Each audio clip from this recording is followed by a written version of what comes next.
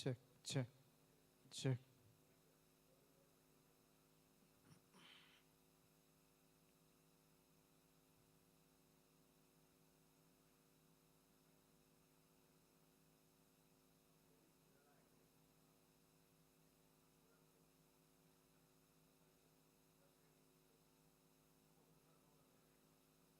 Check, check, check, check, check. Mobile मतलब volume full है. Check check check check check check check check check check check check check check.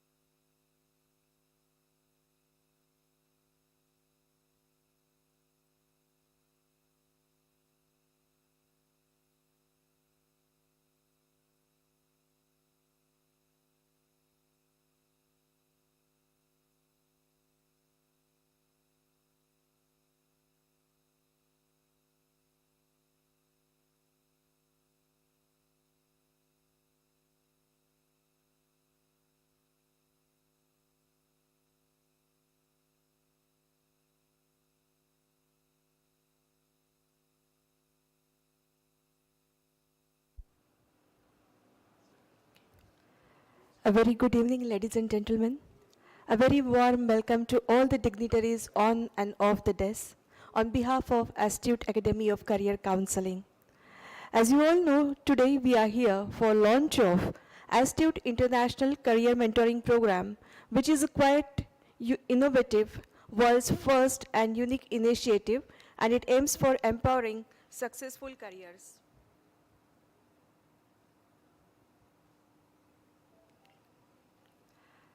It's an honor and privilege to have Honorable Member of Parliament, Rajya Sabha, Padma Shri Dr. Vikas Mahatme ji as our chief guest today. And we have a galaxy of educationists as guest of honor, but they are on their way and they'll be here in a very few minutes. But Dr. Raj Gajbiye is here, who is guest of honor program. So may I request our chief guest and the present guest of honor, along with Dr. Tushar Devras and Mukul Chimote, to please light the lamp and inaugurate today's proceedings.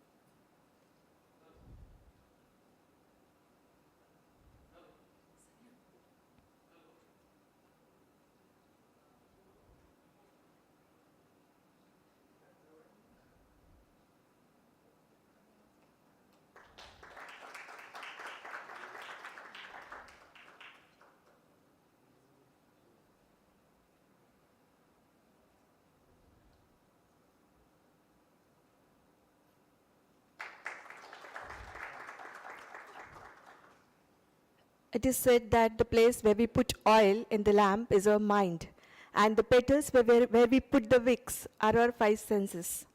And when we lamp the light, we ignite our five senses and make us ready to receive and grasp the knowledge and the information, whatever is being delivered in the auditorium.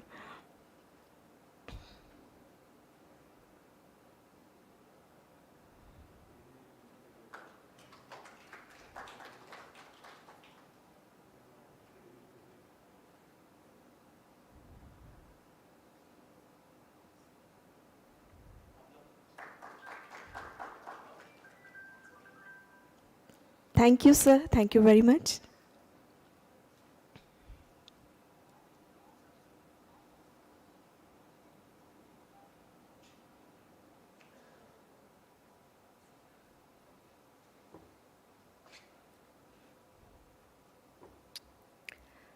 Now it's time to welcome our guests.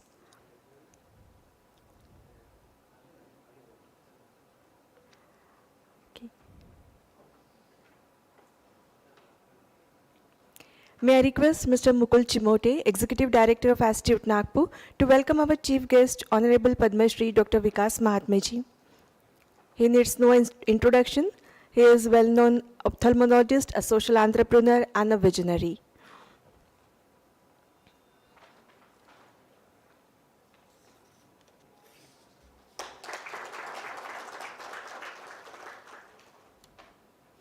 And may I request Dr. Varsha Chimote to welcome the guest of honor, Honorable Dr. Raj Gajbiye, who is Dean of Government Medical College, Nagpur.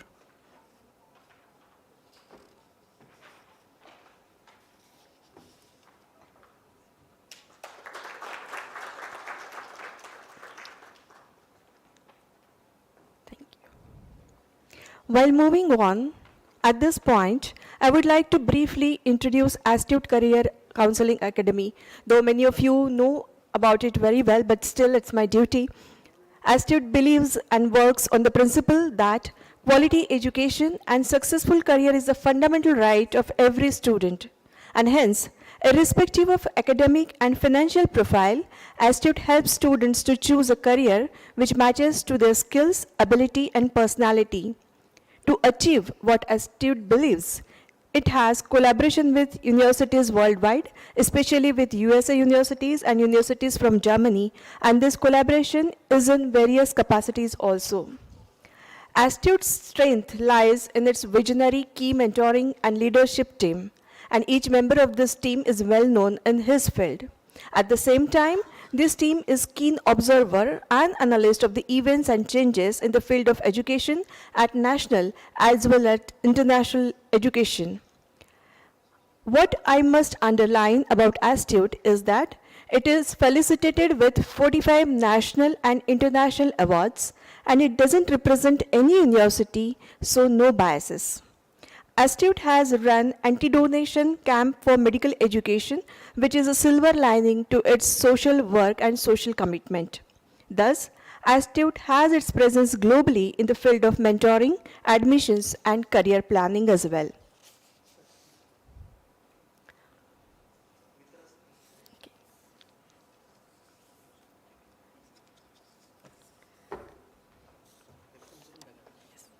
May I request Mr. Mukul Chimote to please welcome Dr. Kajal Mitra, who is Dean of NKP Salve Institute of Medical Sciences, Nagpur.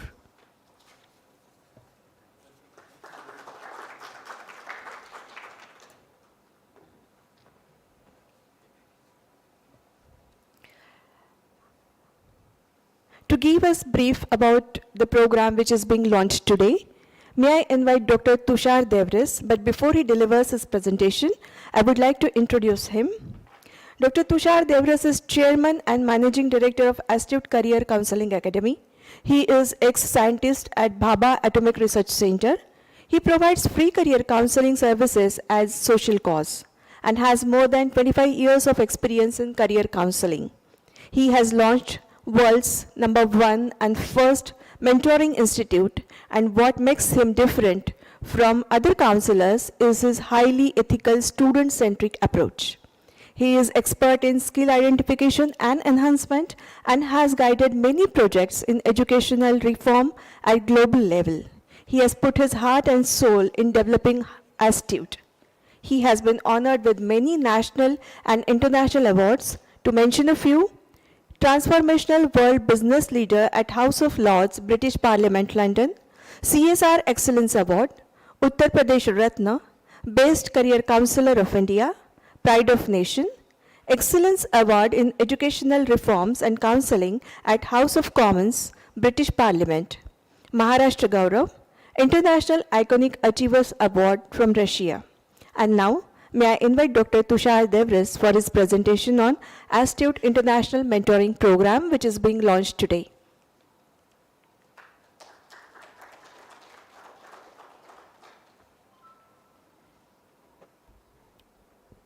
Yeah, thank you very much, and really welcome all the dignitaries on the dais and all the present.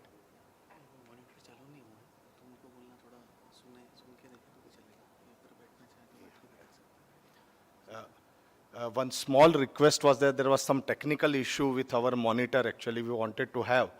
So either we can sit in the front row, or it's really a sincere apology. Yeah. So please, if some slight technical problems here.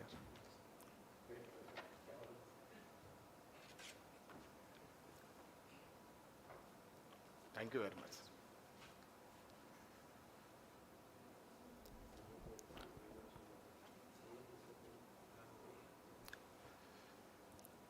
So welcome again everybody. As introduction is given, my name is Dr. Tushar Devras.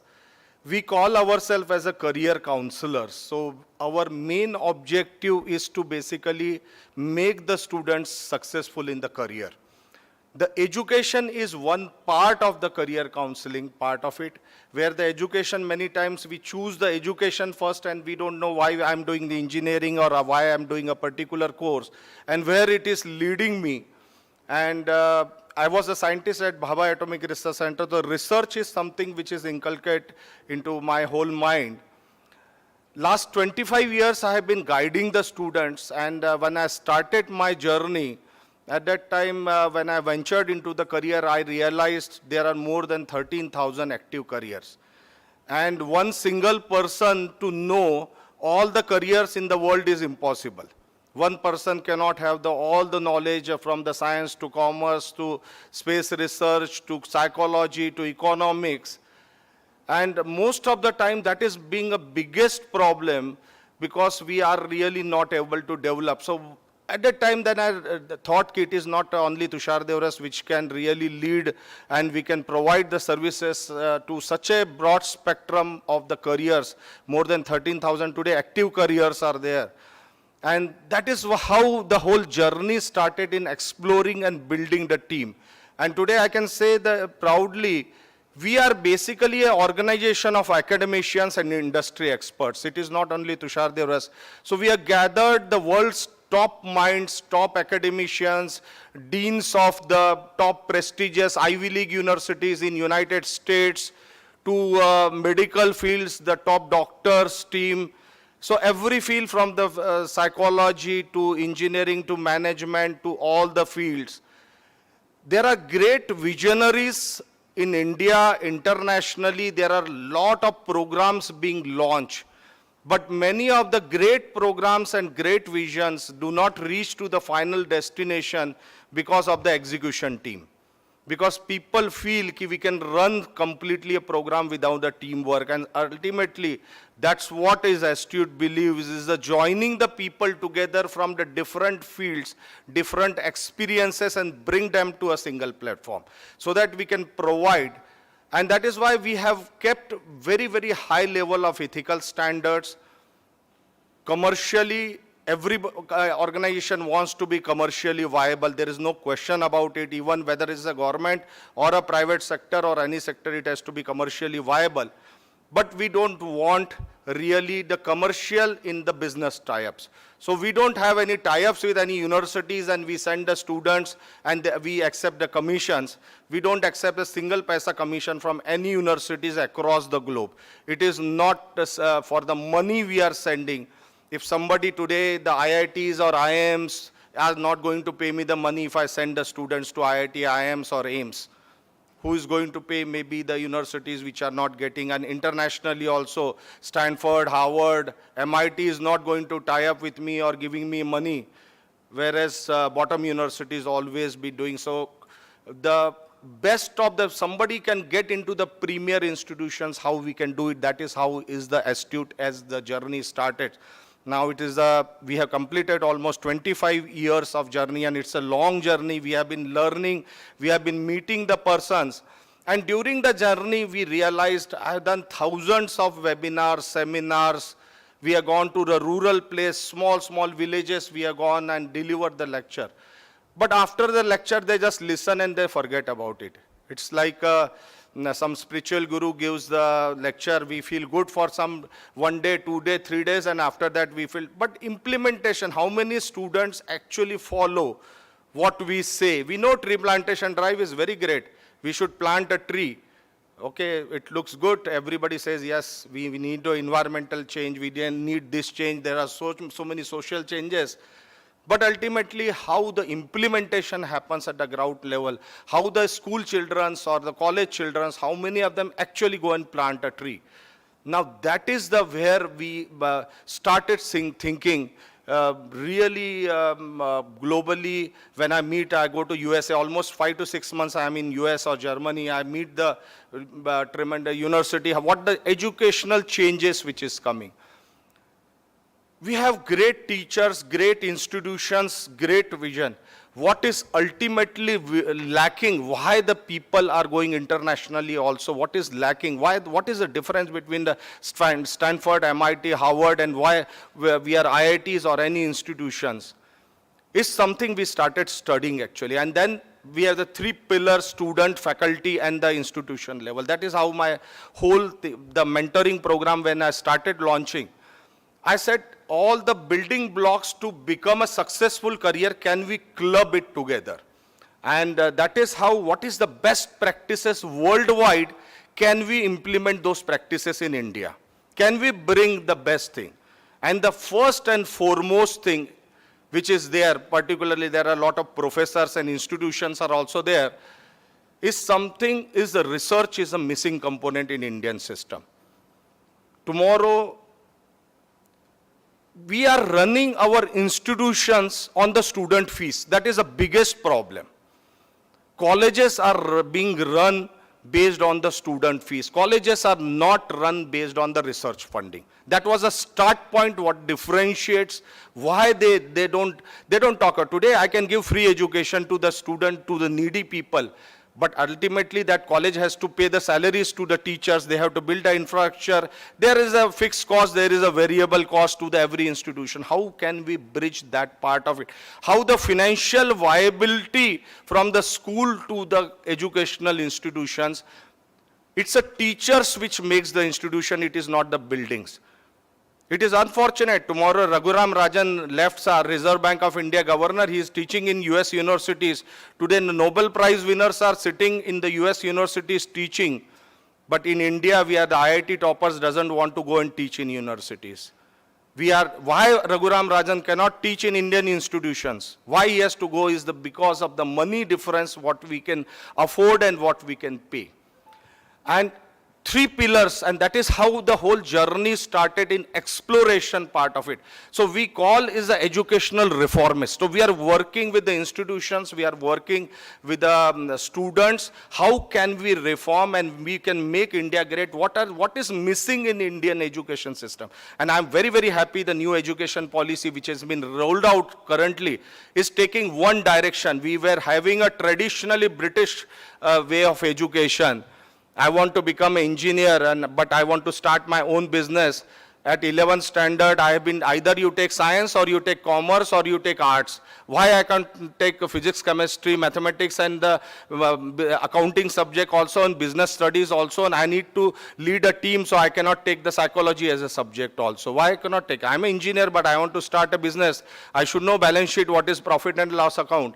But I have given no choice at 11th, because either you choose science or you choose commerce or such. Now the new education policy, now it is mostly is American policy.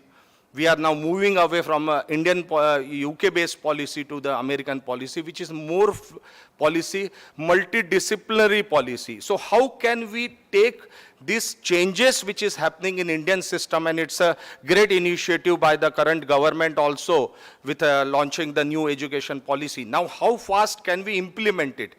The policy is launched, but at the ground level, all has to really go. That is how we started working, and this mentoring program which is designed, I will go to specifics part of that mentoring program, how it is really benefiting. And over a journey, we got tremendous recognition.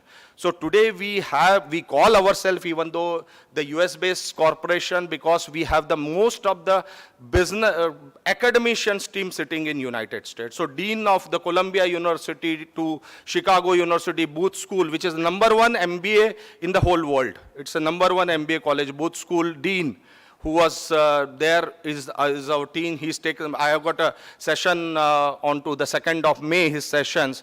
We have a senior level of doctors sitting in United States. Research is a critical part. Medical field is something a very, very highly research oriented field. 25 years back, somebody became a doctor, never thought of knee replacement. Today we are talking of heart replacement.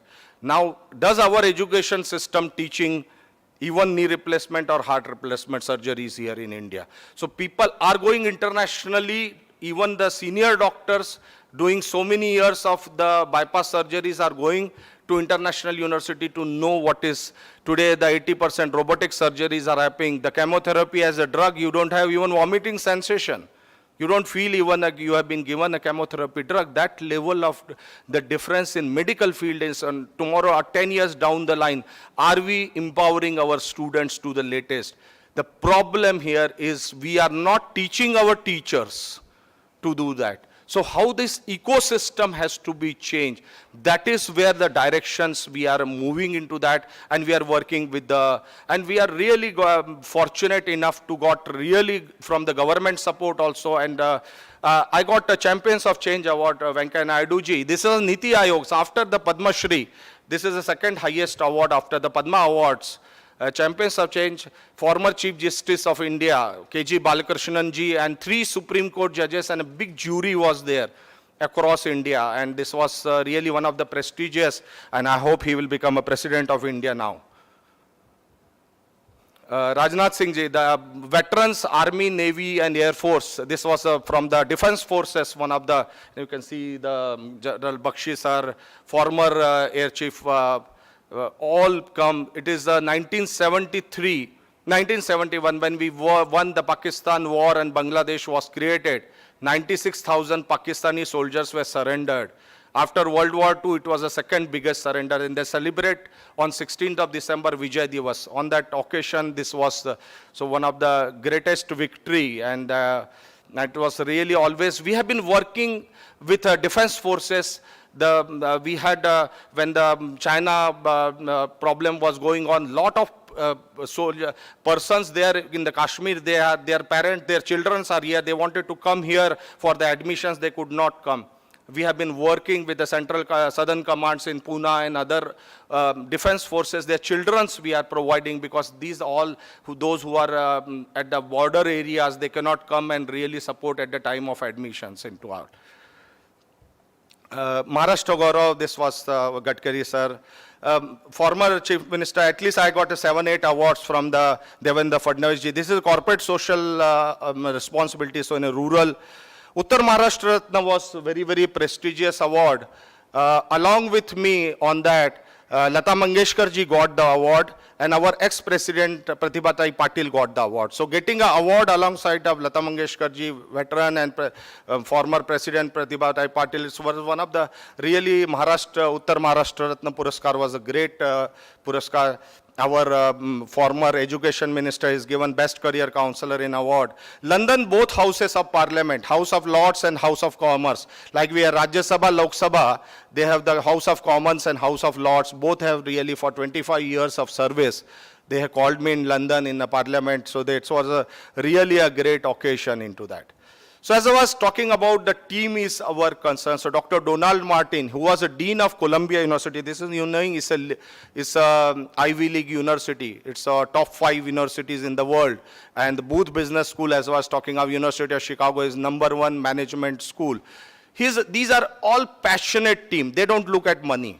Because in India, students cannot afford his fees. So these are the persons who work really for the betterment of student without looking at the money. Money never comes into any existence in the education. If the student is willing to study, student is willing to guide, he's such a ground to earth people, because they have reached to a certain level in their life where the money doesn't matter to them, it is the giving back to the society. And that is why Astute's success is because of the team, as I always say. And such type of persons, we have big team, but the few things which is, Vidarbha Mukul Chimote and Dr. Varsha Chimote, they are heading, and they are pillars so many years now together. They have been working as an executive director here in Pune. So what we ethos is the quality education, and successful career is the fundamental right. And that is how we start our journey. And second is the quality education has to be affordable. If you are going to United States of America for your education, you can go, there is no problem. But you should go to the university which is far better than the IIT Bombay or IIT Delhi, or if you are going for MBA, you should go better than the IIM Ahmedabad, or if you are going for AIMS New Delhi, if you are institution, and that education has to be cheaper than Indian education. There is no point going and crores of rupees you are sending in American education. Why we go internationally is only because of the quality of education. I want to go to Stanford, MIT, or Harvard, but people don't know what is the process. Today, MIT, and they are sitting in huge cash. I was just checking the Stanford University, they have close to 3 lakh crores worth of research funding per year. Our colleges doesn't have even 500 crores into that. And that is how we are working onto the research outsourcing projects. The IT sector which achieved, Wipro, Infosys and all, 1,000 crores project, I can do it in India. Next big revolution which is coming in India is in education sector. I can do the 1,000 crore research projects here in India. 84% research happens in universities international. That is why all the Nobel Prize winners are sitting. 3G, 4G, 5G is not developed by Apple or Samsung or Microsoft or Google. They fund the money to the university system. The college professor developed the technology, and when the 4G is developed, everybody makes money. That is how the thing. Technology development always happens at the university level. And when that level of professor comes and teaches, tomorrow he will talk of 25G. But here, if we have the college, we don't know what is 5G. 5G is not there in syllabus currently. 4G is not there in syllabus, in engineering syllabus, because teachers doesn't know what is 4G. They are not in research part of it. So we have brains, we have great teachers here in India. What is we lacking is the money. I want 1,000 crores in a college to come so that they can attract best of the teacher. They pay the great salary. Today we are dependent on student fees, so we have the limitation how much money we can pay, and we are not able to attract the best of the professors and teachers in India because of the student limitation of student fees.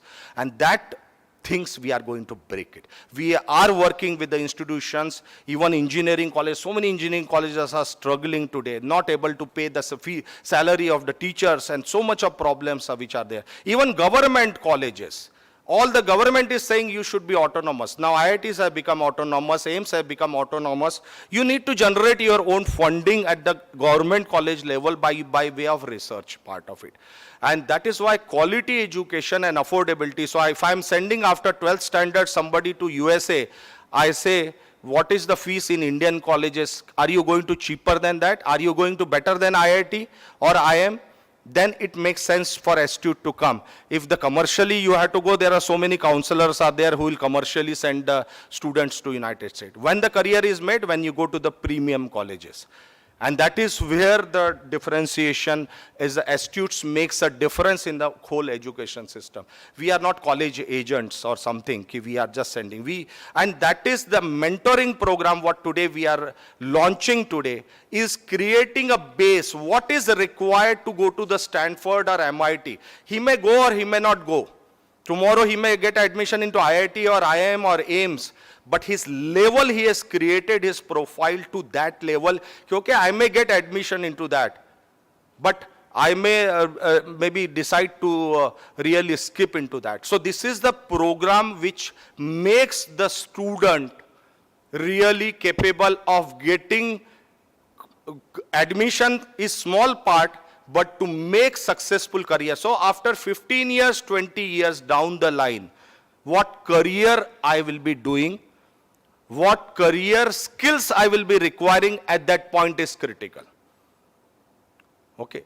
So it is not education. I am doing engineering, because IS officers are also engineers. There may be Reserve Bank of governor also can be engineer. Differentiation, what is happening is a career and the course is people are not able to understand. What is the career required? I am going to the career. I may be an engineer. After 10 years, 15 years, I will be leading a team. So I need the people management skill at that time. If I have to reach the MD CEO level, I need the finance also, I need the marketing also, I need the strategic management, I need to have the vision also.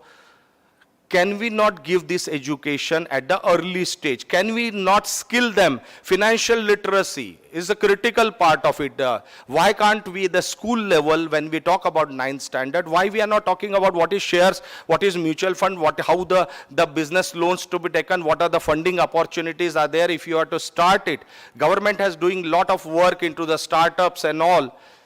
But at the school system, if we can implement all this system at the early grassroots level, when the people will come, they are ready. What in US says, the university ready people. So are we preparing our students at the school level?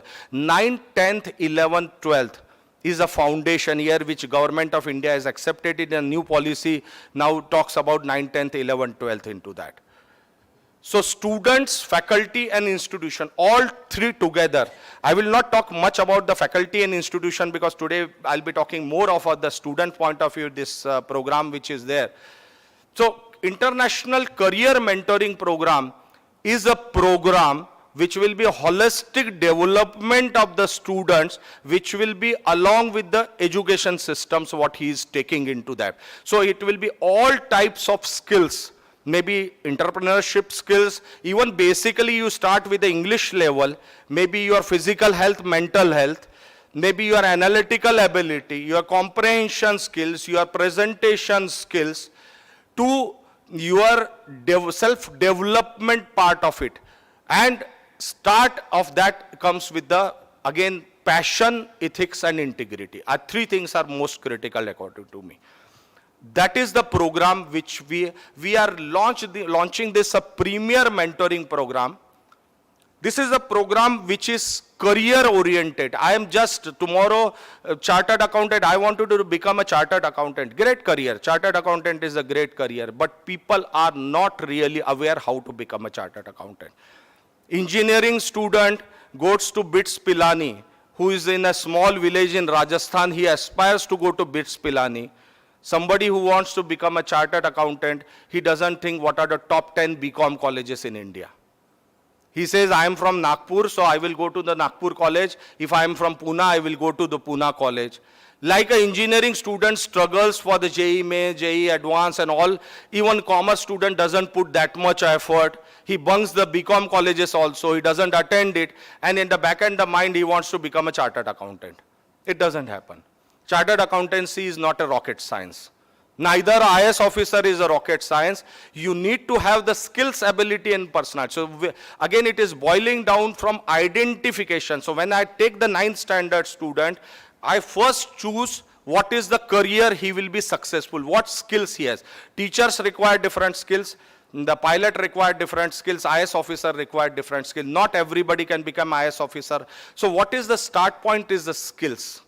Dhirubhai Ambani was just a matriculate. He was not having any information about petroleum. At that time, such a complex refinery he made, he generated the funds, he identified right persons. Somebody at 47 years becomes CEO of Microsoft and somebody at 65 years mid-level retires. That's the difference.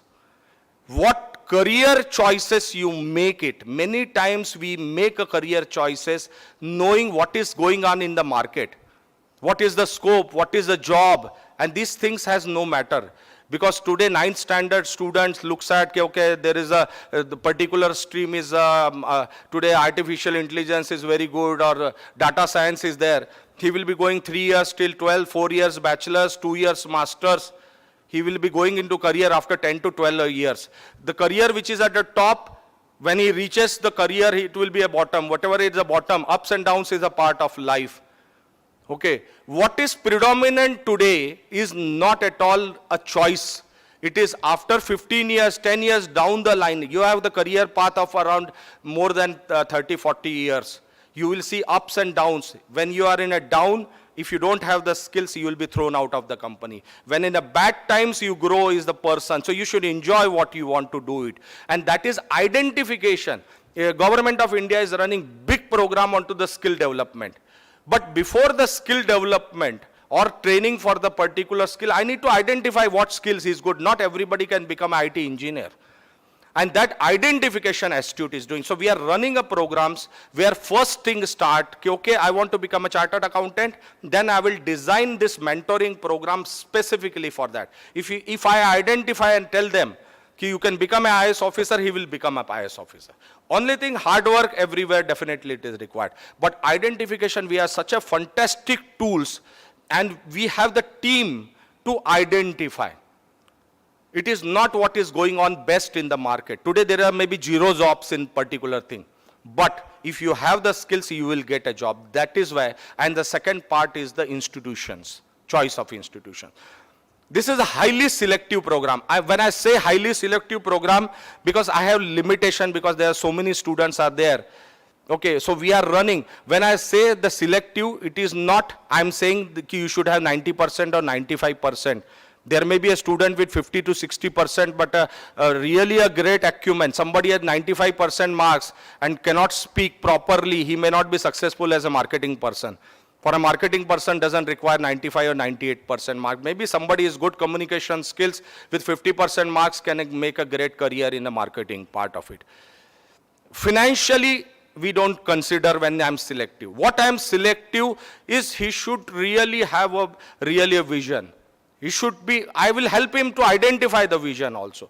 But he should be hardworking, he should be following. This is the program which is a mandatory. Suppose if I'm saying the tree plantation drive, I don't give the lecture. I'll say tomorrow at 9:30 at this place, you have to go and you have to plant a tree. It is a mandatory program, and that is why this is a highly selective program.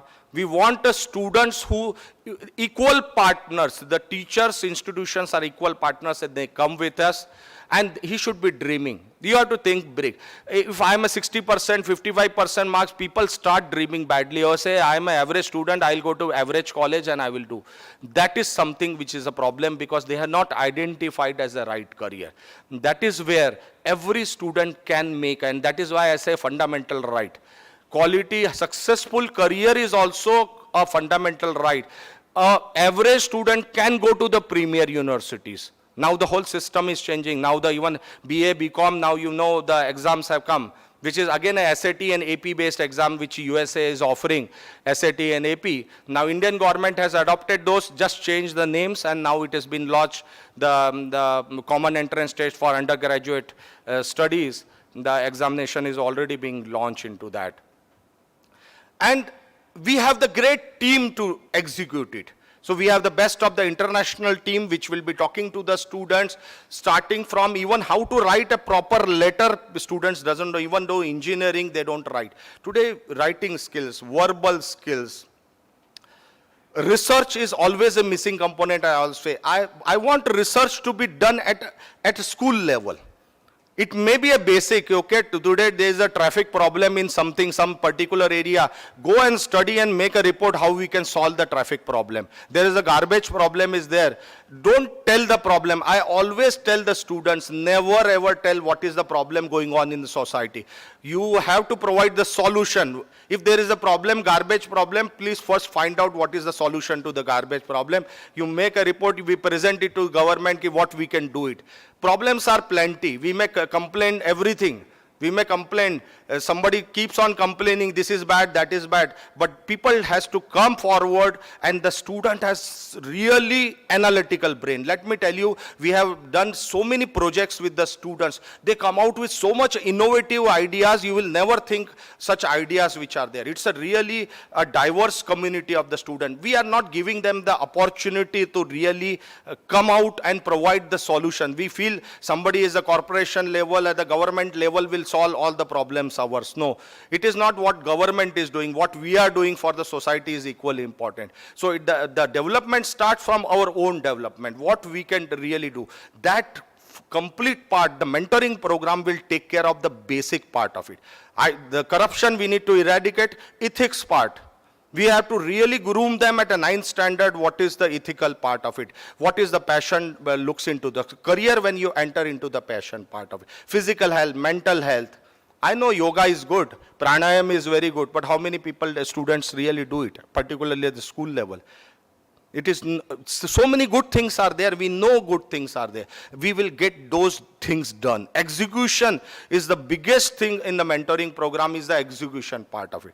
Then I will ensure that he will be every day, half an hour, 45 minutes, he does the yoga also, he'll do the pranayam also, he will do all these activities, this is there. We will be training him financial literacy, we'll talking about the sexual abuse part of it, we had the what is the problem about the drugs problem. This we are creating, and at the same time, so academic and non-academic complete profile into that. Students have sometimes dream, they don't know what to do. I was there in Nevasa, which is near Ahmednagar, 50 kilometers, very small village. I was taking a session of around 250 students who were there in 12th standard. I asked them question, how many of you have got more than 90% marks in 10th? And out of 250, 150 students raised their hands. In a villages, the students are very brilliant. We underestimate many times the village students. And when I say, what is your next step? Now 12th is the 12th, you'll be appearing for exam. Girls say, no, my parents will marry us. We are poverty, we don't have money. Boys says, no, we don't know what to do. They are directionless. Brilliant student, directionless. Girls may, even today, after 12th standard, they say we'll get it married as early as possible. I sat there for 3 days, all the parents and consult. I failed it. I sent the counselors there again. I forwarded. I tried my best. They were not ready to listen. I said, we will come to Pune. I will provide a free hostels facility to you. We will talk to the colleges, what discounts in the colleges they can give it to you, all these things. The government has so many schemes, they don't know what schemes which are there. After 12th, okay, I want to go to admission. They are firefighters. Most of our firefighters, they don't start 9th standard, nobody thinks of career. 9th standard, 10th standard, and completely lack of direction. This is the problem the students we are really taking. So I made it in 3 standards, 9th to 12th standard, bachelor's, and medical is again, because we need great doctors, and the pandemic has really forced us, we need, and the whole world is now changing from 2023-24. Now the whole definition worldwide is changing. What makes a great doctor, as even WHO is pushing, and even international medical university, if you can diagnose a patient, you can treat a patient. If the doctor can diagnose correctly, you can treat a patient. That is a start point of any. So you should have the analytical ability. If I have got a stomach ache, it can be basic to cancer, anything be there. So doctor's job to really diagnose that. Once you identify what is the real cause of it, the treatment, line of treatment can be decided and can be done it. And internationally, for medical post-graduation, there is an examination in USA, US MLE, US Medical Licensing Exam, very, very prestigious examination. They made a report, if anybody can read that in usmle.org, last 20 years, whichever doctors have passed out in United States, and they surveyed all the doctors, how much of USMLE examination marks and what is actually they are successful as a doctor. They said they come out of a report, and it's a published report there. They say higher marks in an exam does not mean better doctor. You may pass any NEET exam or anything exam and you get it. India definitely on the same line, new education policy. I expect 2024 or 2025, NEET, JEE Mains, JEE Advanced has to be scrapped. There is no option for India also. We cannot be depending on the examination-based system. To become a doctor, what skills you require is the most critical. You should be passionate about the career. It's one of the most noble service to the society. Saving life of a person, there cannot be any better service to the society than a saving life. You lose money, you can earn it. You lose a case in the court, you can go to High Court, Supreme Court. If the life is lost, it is irrevocable. And that is why the person who is becoming a doctor has to have minimum standards. Indian government has, starting from 2023, national exit exam. USMLE, that is why now on the verge of scrapping. They decided now that we test only the clinical skills, patient diagnosis. If you want to take a PG admission, it is not only how the heart functions or kidney functions. The basic sciences, okay, they are expected to know. But what is difference into that?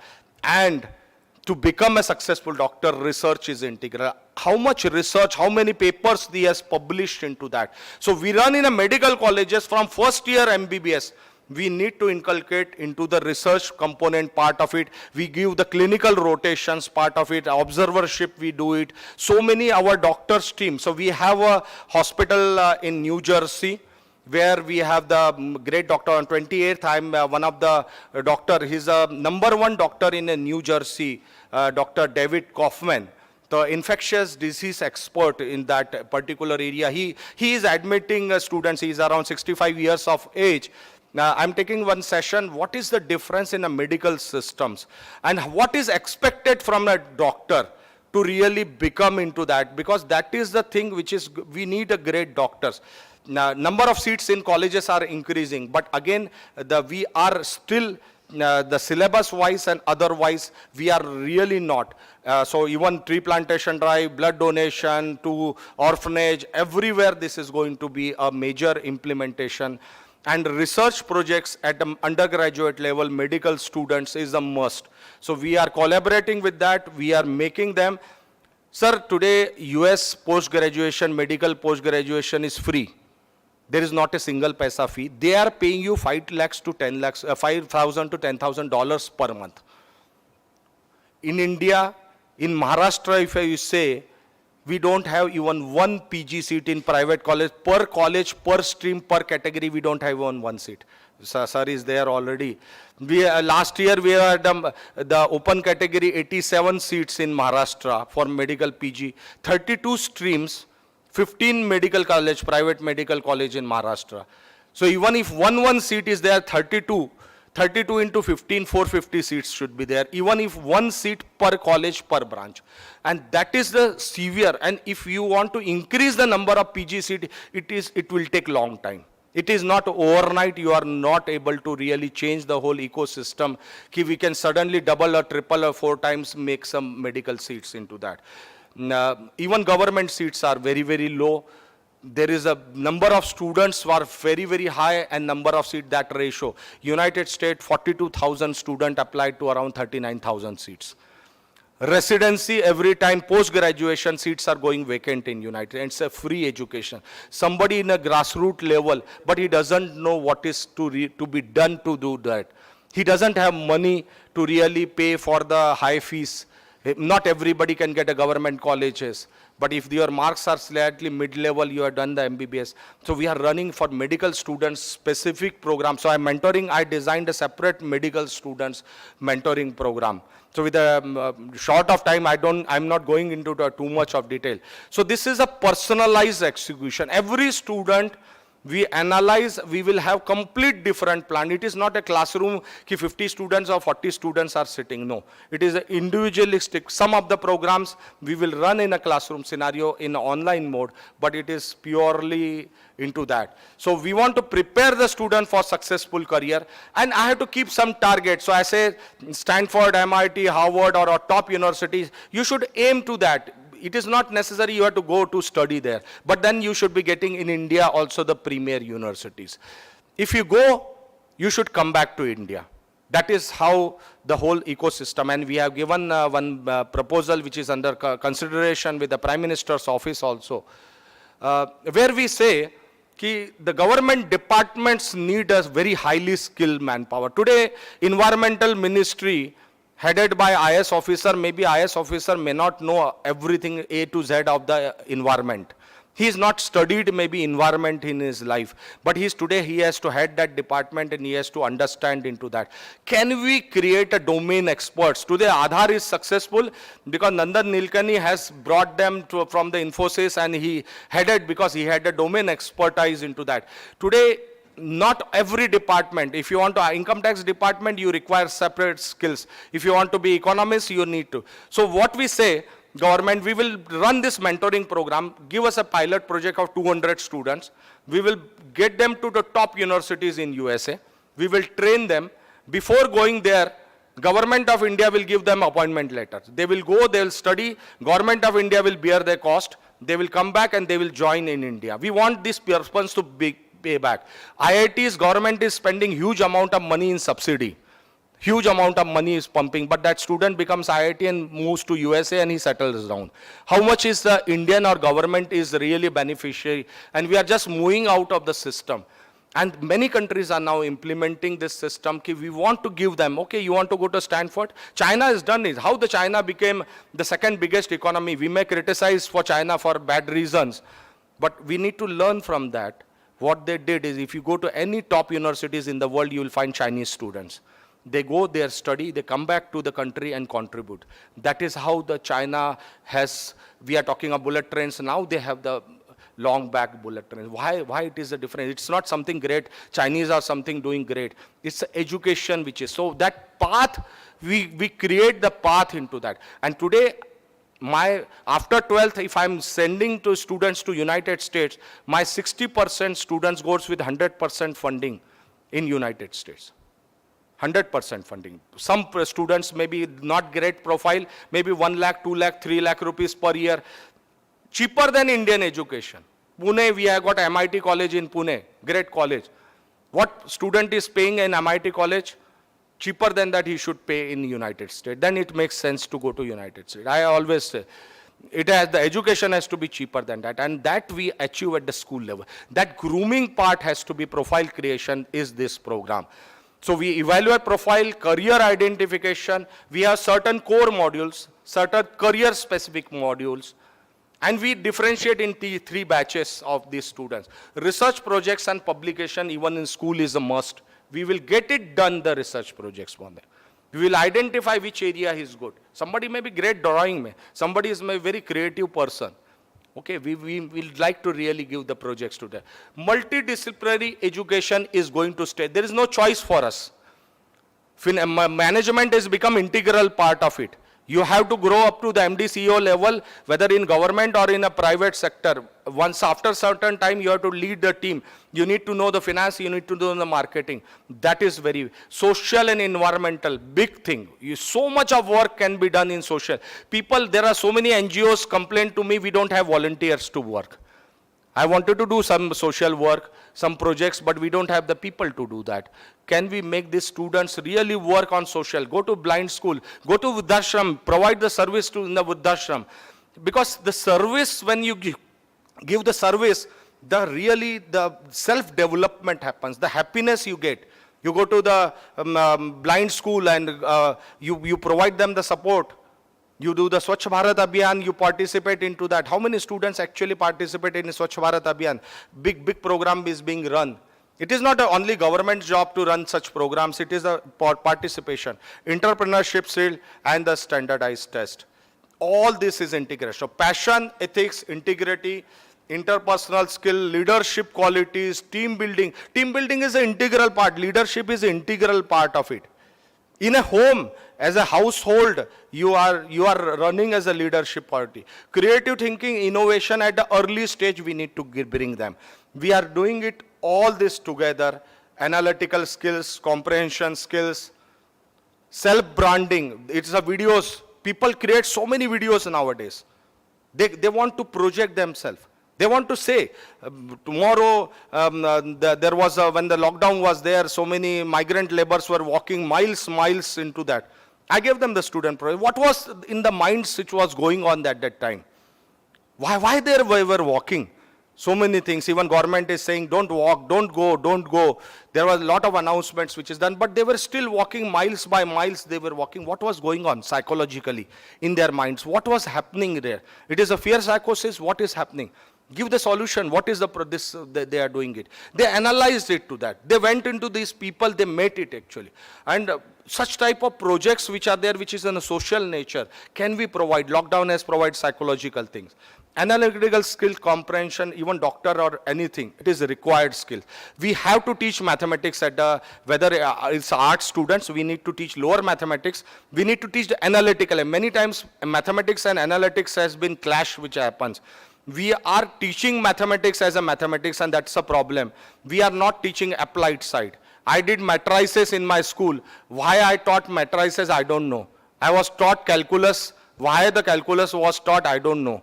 Why the subjects are taught, why mean, mode, median in statistics I was told, I don't know where is the application. I never told what is the application. Why this subject in mathematics, the linear equation is told to me, you solve the linear equation.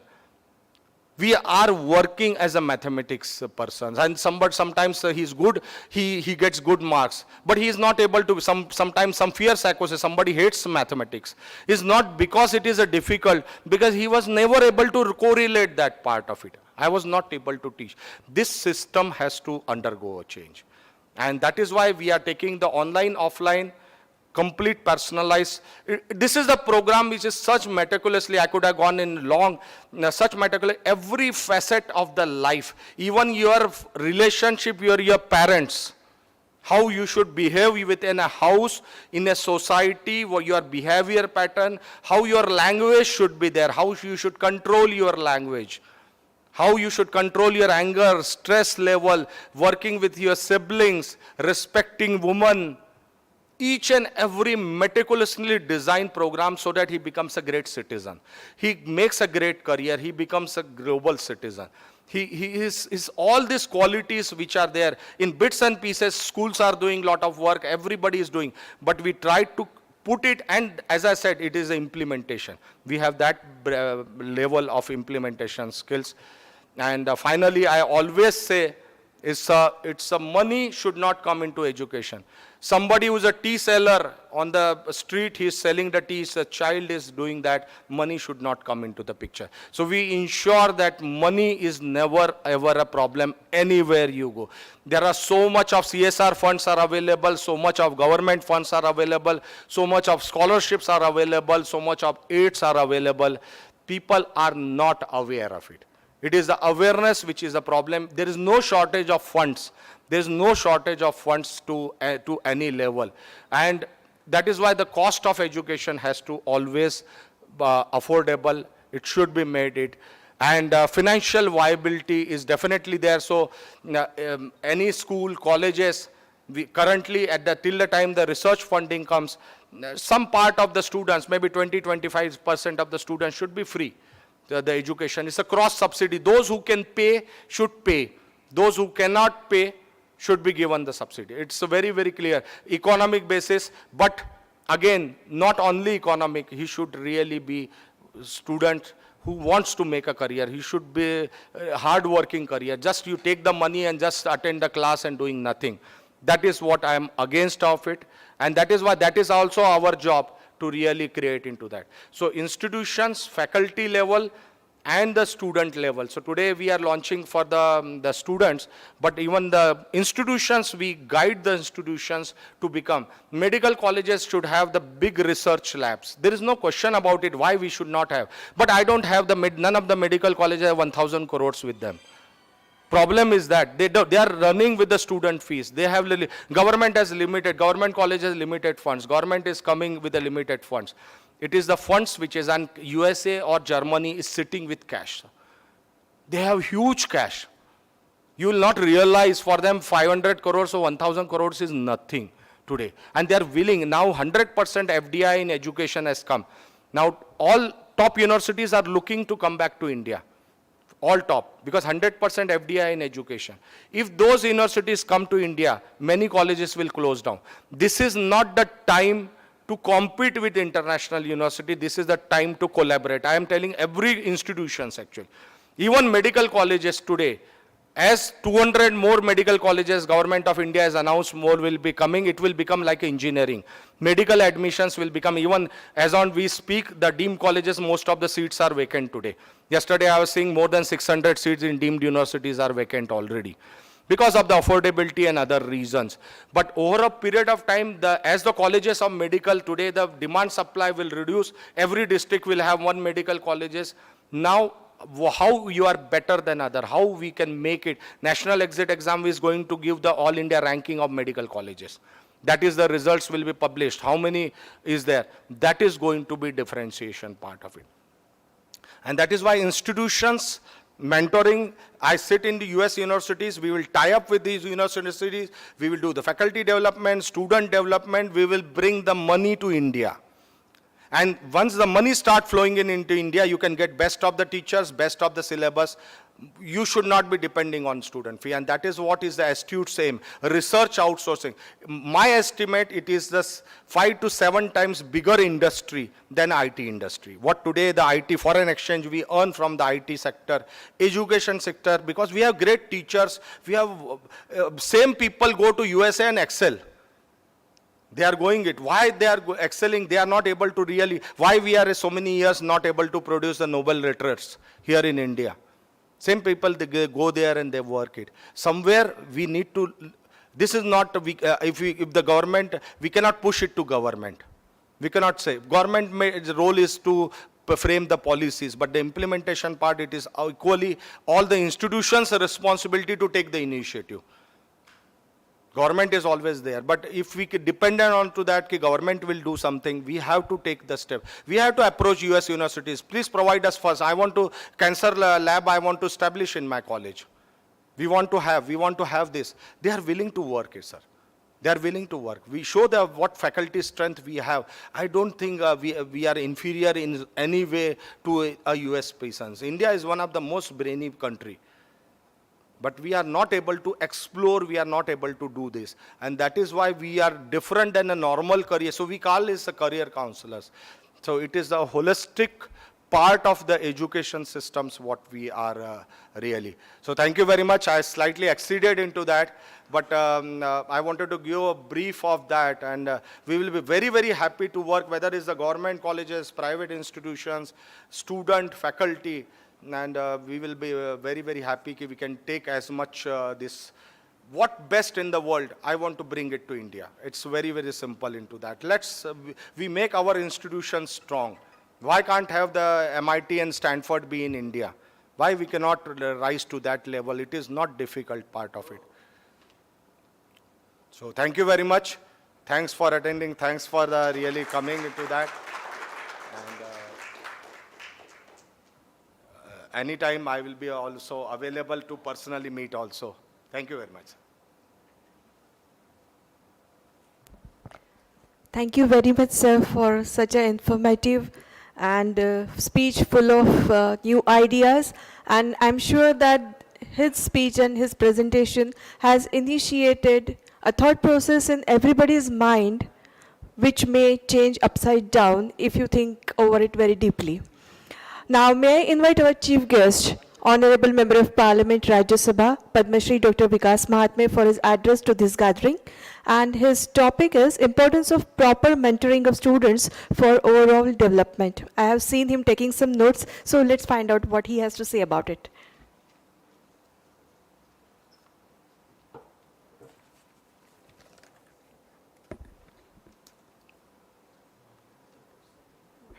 Good evening, friends. Good evening. Thank you. If you reciprocate, that will be better. Yeah, because it was a very thought-provoking, you can say a lecture or whatever, by Tushar Devrasji. And it's a very good thing you people are doing, Astute Counseling and Astute Academy and Devras School of Excellence. I am very happy to know about all these activities you are doing. Dignitaries present here, of course, Dr. Tushar Devrasji, Dr. Gajbeji, Dr. Mitra, Dr. Uday Bodhankar, Dr. Shaunak Mokadam, and Chimote, and everybody present here. My topic has already been given and already been covered fully. I think I need not say much about it because mentoring, he has told everything about mentoring, which we may not be knowing about it. But there are some questions in the minds of the parents. Say, when you go to the parents, they feel, okay, teacher will tell what a career has to be chosen and where he fits my son or the daughter, where he or she is fitting in. So that is the thing. We always feel as a parent that teacher is there, that is enough. And we are also there, especially doctors, because most of the doctors' kids want that to be in that profession, and mostly they are there, and they feel we are masters in our field. So we know everything, and we will be able to guide our kids very nicely. But there are certain challenges in that. Already you have heard that there are nearly 13,000 branches. So in medical there must be many more, out of that medical will have many more branches.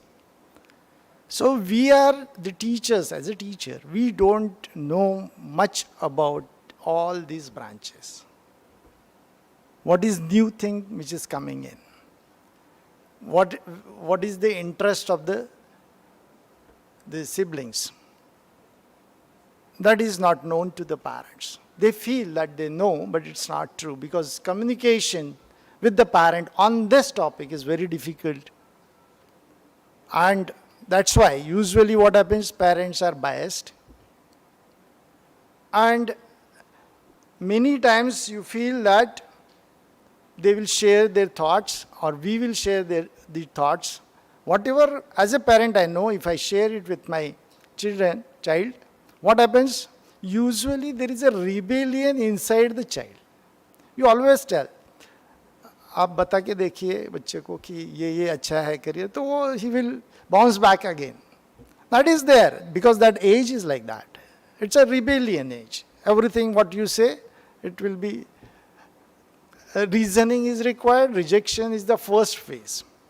So what I feel as a mentor, this is very important.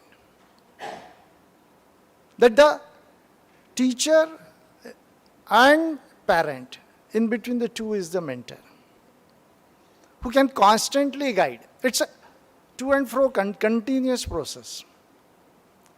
What are the strengths of the child that will be known to him, as well as, I shall not say the weaknesses, but I always say area of improvement.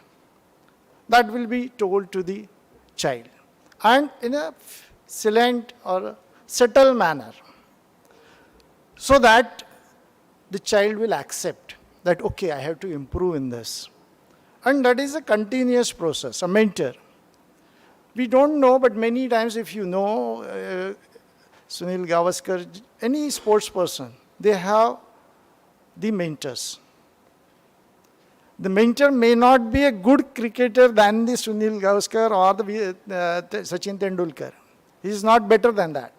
But he can identify as what are the things which the Sachin Tendulkar has missed, or whatever area of improvement is needed, what are the strengths.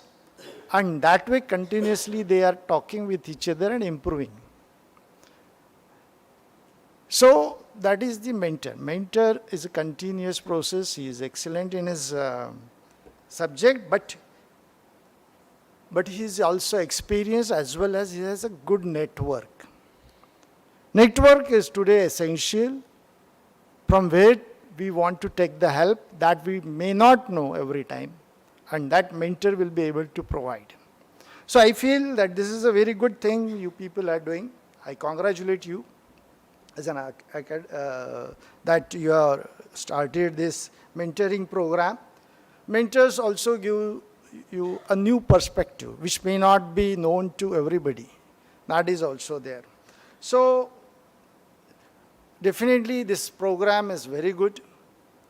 And as you have already told that it is not on commission basis you are working, which is great thing to know as well as to act on, because it's very difficult today to run the academy. Yes, without the commission basis. And you are doing that. I think we should give a good applause for these people, academy. Because this is, to say it's easy, but to do is too difficult. Certain area of improvement, definitely I feel that always there is a scope, and I shall like to share my views on that. You have told us about the ethics and value system. Ethics and value systems should be integral part of any course, really, I tell you. That is a big challenge, especially in all the big companies also. I shall tell you about the examples, real life examples. I may take the names of the company, but it doesn't mean that I am against those companies. If you think of in 2015, Fox company, they developed a software so that whatever emission which is causing damage to the environment will not be shown by the software. So that what will happen, their vehicles will be passed with emission which will be harmful to the environment. A company which earns in thousands of crores of rupees still has to find a way like this. It is not an act of omission. मैं सबको बताता हूँ कि आप villages में जाएंगे तो पानी साफ सुथरा देने के लिए क्या करेगा, बर्तन अच्छे से हाथ से धोएगा, पानी टैप का लेगा, उसको जाली जो है उससे फिल्टर करेगा और देगा आपको. He is not aware that still will not be a safe drinking water. But he tries from his heart that you should get it. But in city, आप सलाड बोलेंगे, बिग होटल्स के अंदर जाएंगे, वो वहाँ हाथ से काटेगा, ऐसे हाथ लगाएगा, फिर नाक को फिर से ऐसे काटेगा. And with the gloves, then somebody will serve you. With the gloves in the hands and very tip-top. So, that is act of commission. And there, in the village, there is act of omission. This is an act of commission. This is what the values are there. The fox I have given you. The example. That is what is a challenge today. That is challenge in medical wing also, I don't say. People say that, okay, that doctor has taken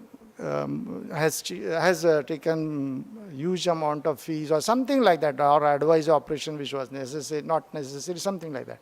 So in every branch, it has to be basic thing in everything. Any branch. Because this is what we are seeing today.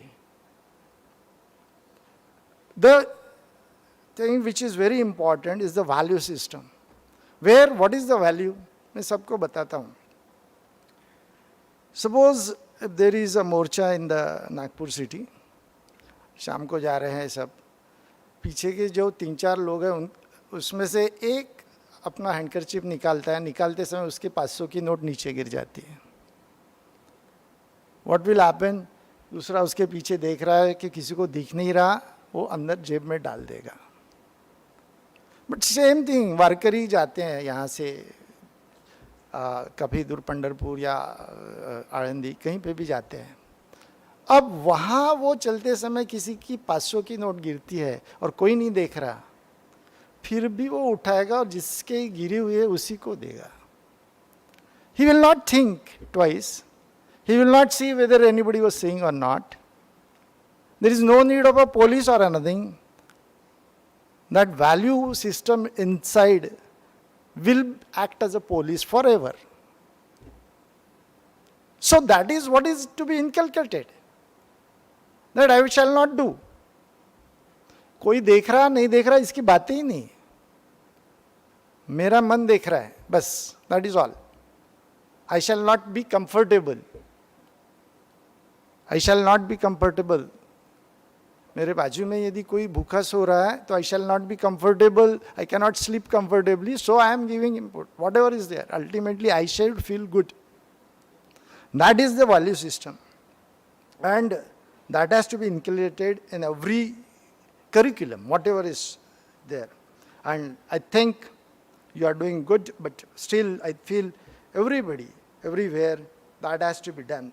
Secondly, what I always feel is about the life skills. Many of the life skills you have already covered, but WHO also says that 10 life skills, they are differentiated and has to be inculcated. We are forgetting that. सबको बताता हूँ, because suppose in the circus, there is a ringmaster. What he does, tiger cubs are there. छोटे शेर के बच्चे रहते हैं, उनको सिखाता है वो. Jump through a fire ring, sit on a stool, or something like that. And they are able to do it afterwards. एक साल में वो करना सीख जाते हैं पूरी तरह से. They can do as per the wish of the ringmaster. They can perform. 2 साल के बाद उनको आप जंगल छोड़ दीजिए. Okay, you are liberated, you go in the jungle. What will happen? Will they survive? No. They will not be able to survive. Why? Because they are not trained in hunting. शिकार करना चाहते हैं वो कर नहीं सकते वो. Similarly, what is happening today is this. We are great in our profession, but we are very poor as far as human beings are concerned. We are very poor as far as collectively working and in the house also. We are never taught about thinking skills you have covered, but that is in bits and pieces what you said. It is not directly that this is the thinking skill and we are imparting you. And I am very happy that academia has always stressed on the skills. That is very important. Because till now, we never stressed on the skills. Namaskar. Welcome. Chandekar Sahib, yeah. Our former Vice Chancellor, Dr. Chandekar is there, and Dr. Malkhede is also there. We will clap for both of them. They are coming.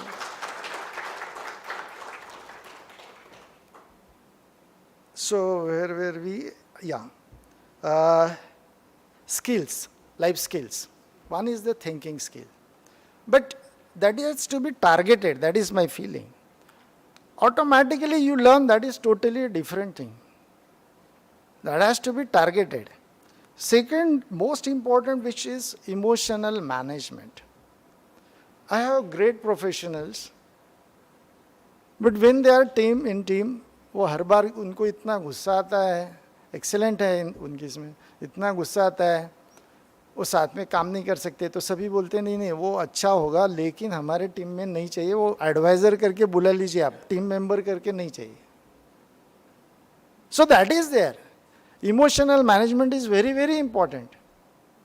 And it has to be taught. Why not? It is a necessity in life. And these are life skills. ये skills है. If you think of कि मुझे गुस्सा नहीं आना चाहिए तो हो जाएगा क्या? ये skill है and it can be learned. It is a scientific way, in a very scientific way. What creates emotions? I think if I say you, whether the earth is round or earth is square, everybody will say earth is round. Yes, round or oval, whatever is there. But out of two, you will choose round. But if I ask you, how the emotions are created, I think even it is difficult for a doctor. But it's a well-known fact, well-established fact, that our thoughts create the emotions. So we create the emotions. So it can be controlled very well. And that skill has to be learnt. And that is for everybody. It's not that whether you are educated or uneducated. It is a life skill. I don't know why we are not taught how to behave with the spouse and have a good relationship with the spouse. Everybody needs it, but nobody teaches it. Who doesn't need this? हम क्या बोलेंगे, वो पहले कहाँ सिखाते थे, फिर भी तो अच्छा चलता था, लेकिन totally environment has changed, totally things have changed. पहले कहाँ 5G सिखाना पड़ता था, 4G सिखाना पड़ता था, टेलीकम्युनिकेशन सिखाना पड़ता था, जरूरी नहीं था ही नहीं. अभी तो एनवायरनमेंट इतना टोटली डिफरेंट है, so we need that. So that is what is emotional management. How to bring up our children is also a part of life skill, and that has to be taught. That is where I feel. And one topic which everywhere has to be taught, learn how to learn. Today, whatever you teach will not be enough, because something different is going to come. This is the master key. Learn how to learn. A new thing has come, I have to learn this. What is the process? This is the process. And then only you will be able to survive in life. मैंने जैसे बताया, हमको वैसा नहीं होना चाहिए. वो circus के जो कब्स है, टाइगर्स हैं, जो अच्छे से काम कर रहे हैं, रिंग से जा रहे हैं या स्टूल पर बैठ रहे हैं, रिंग मास्टर के ऑर्डर्स फॉलो कर रहे हैं, they should be able to hunt. Similarly, here also, we should be able to live happily. That is very important. Emotion में या इसमें भी आपने कहा वो अच्छा है. This new education policy is very important and it has covered every aspect. But what is more needed, what he said, Devarajji also stressed, is very important. We have created many graduates and many things. They are able to give answers. They are able to write the answers. They are able to tell the answers, but they are not able to do the things. So we need something as a doer. We need people who can do it. We need doers. That is not assessed. Because, as already has been explained in, Modi ji has done in education policy, everything, most of the things are covered. In NEET, there is a big challenge. Not a single student will like to see a patient. Because what we are assessing his knowledge. So he wants to read the books. My son is MBBS graduate. I told him repeatedly that you should see the patients. He said, okay, you tell me that you are telling me you should see the patients. I shall see the patients. How many hours I shall waste? According to him, it is a waste. I shall have to waste at least 6 hours or 4 hours. I said at least 4 hours. He said 6. Okay, I said 4 hours. You will invest 4 hours. He said I shall waste 4 hours. If I use this 4 hours for study, I shall be able to compete better. Because in post-graduation, I need a branch, and which I feel is important for me, which I want to make a career in that.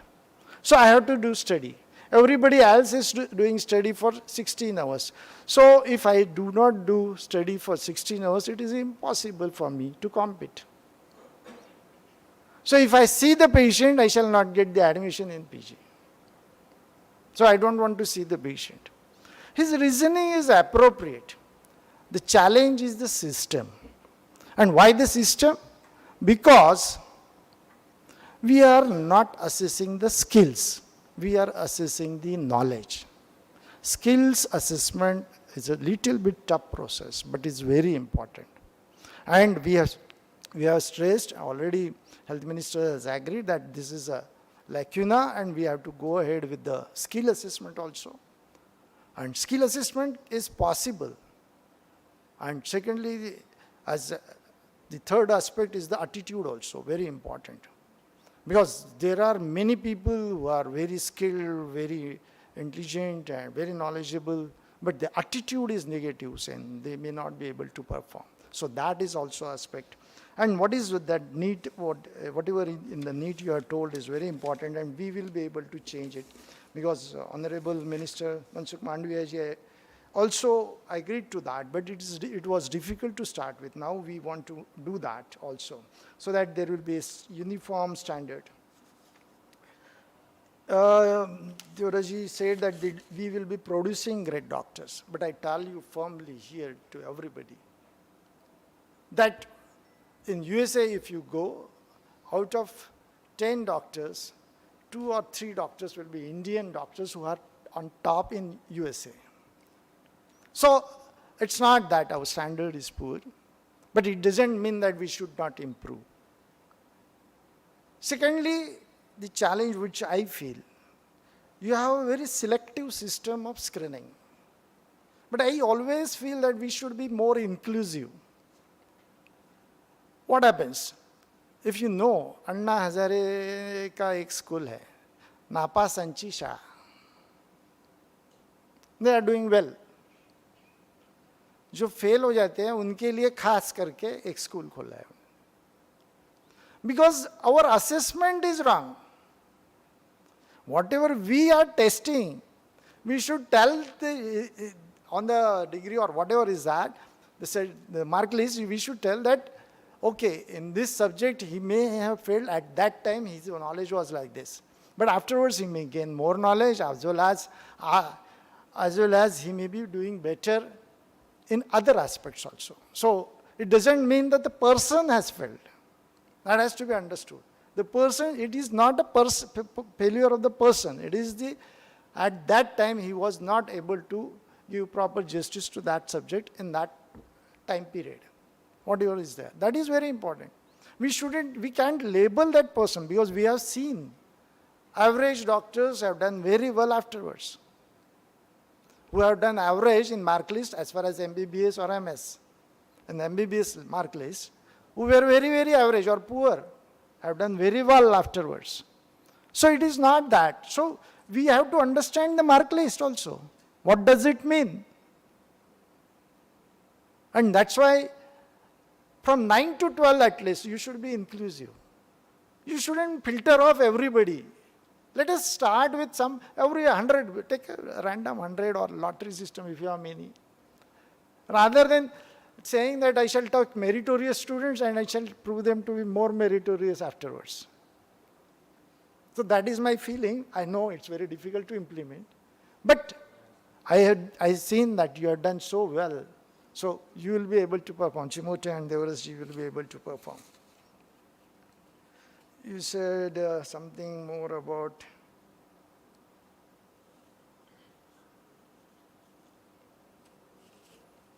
and we always say that in our constitution also it is written that brotherhood is very important. But that has to be included in the curriculum and everything. What is more important is love for all, we say. Then brotherhood, we say. But how to inculcate, that is very important.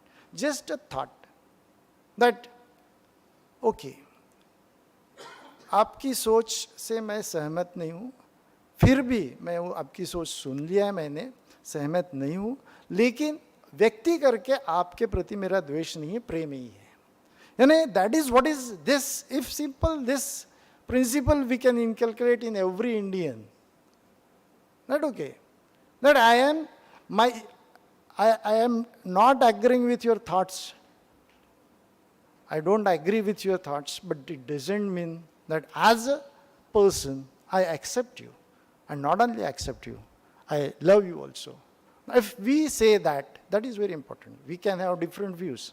That is very, but still we can be together. And if we inculcate this in the students, the simple thing, one thing, love for all and brotherhood will ultimately come.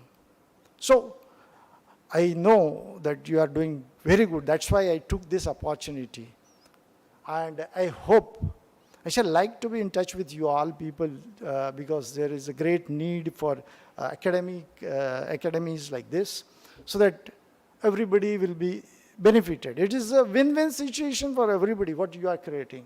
So I congratulate you and I am very much thankful to you.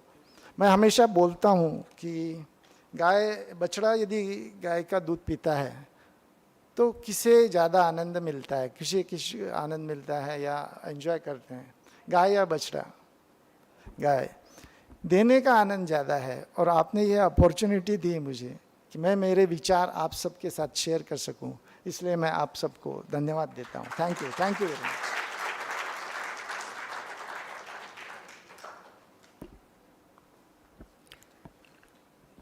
Thank you very much, sir. You spoke about the set of skills and qualities which a mentor should have. Then you talked about the challenges one might face and being inclusive also.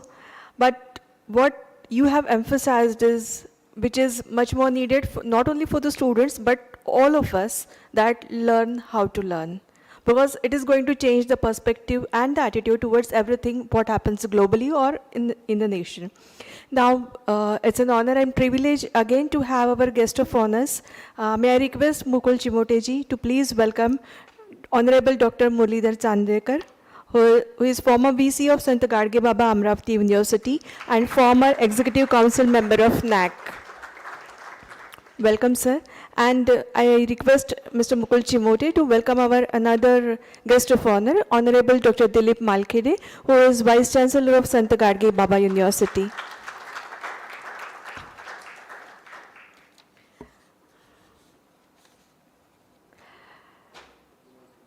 Chandekar sir, I know it's just a few minutes you have come here, but if it is okay and with your permission, may I invite you for your address on importance of multidisciplinary education.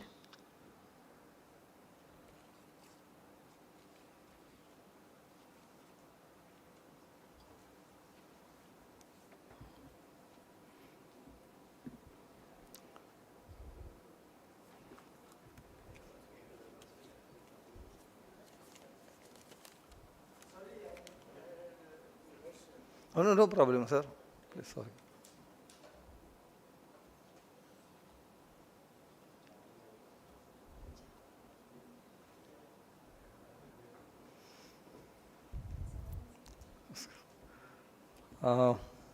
First, you accept my apology for delay come here. And I missed many things in this program.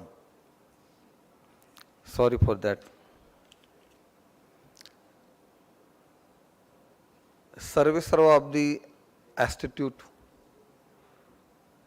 Sri Tushar Devras.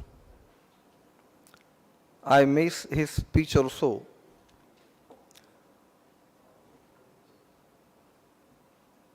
Respected Padma Shri Dr. Mahatma sir, who is another resource person. I could not also listen to him 100%, but fortunate part is partially I can listen to him. Any other academicians who are present in this hall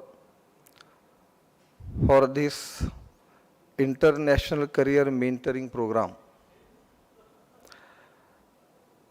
Only 10 minutes allotted to me to express my views on the importance of multidisciplinary in the National Education Policy 2020.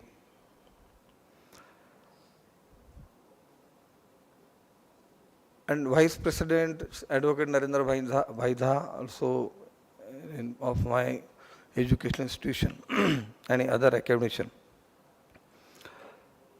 Only in 10 minutes I will try to explain my views on this point, because National Education Policy 2020 is very vast. Respected Honorable Vice Chancellor Dr. Malkhede, also Vice Chancellor of the Sant Gadge Baba Amaravati University. After 33 years, the education policy come in the country. When introduced this country education policy in our country, there were a discussion in the both sides, in the favor and against also. Some people were worried, now also. Some people are very happy.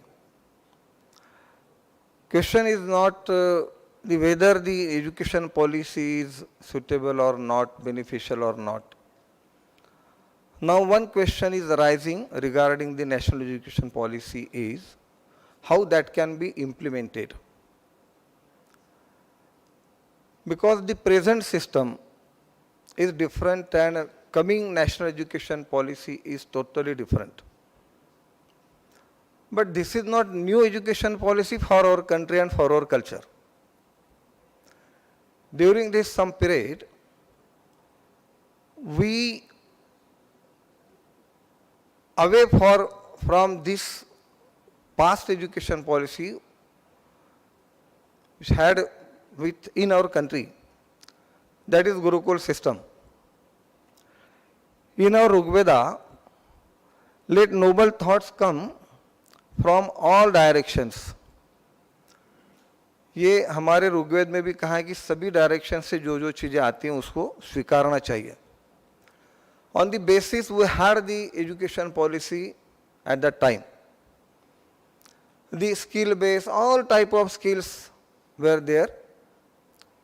Everybody wants to learn and they can learn everything from our education system. Now, at that time, I know the limitation of my time. At that time, the Takshashila, Nalanda, Vikramshila, we had the university, that was the skill-based university. ऐसा कहते कि उस समय में all Asian countries were impressed about our Takshashila, Nalanda and Vikramshila universities. Because multi-skilled the education they were provide. What happened gradually in our country?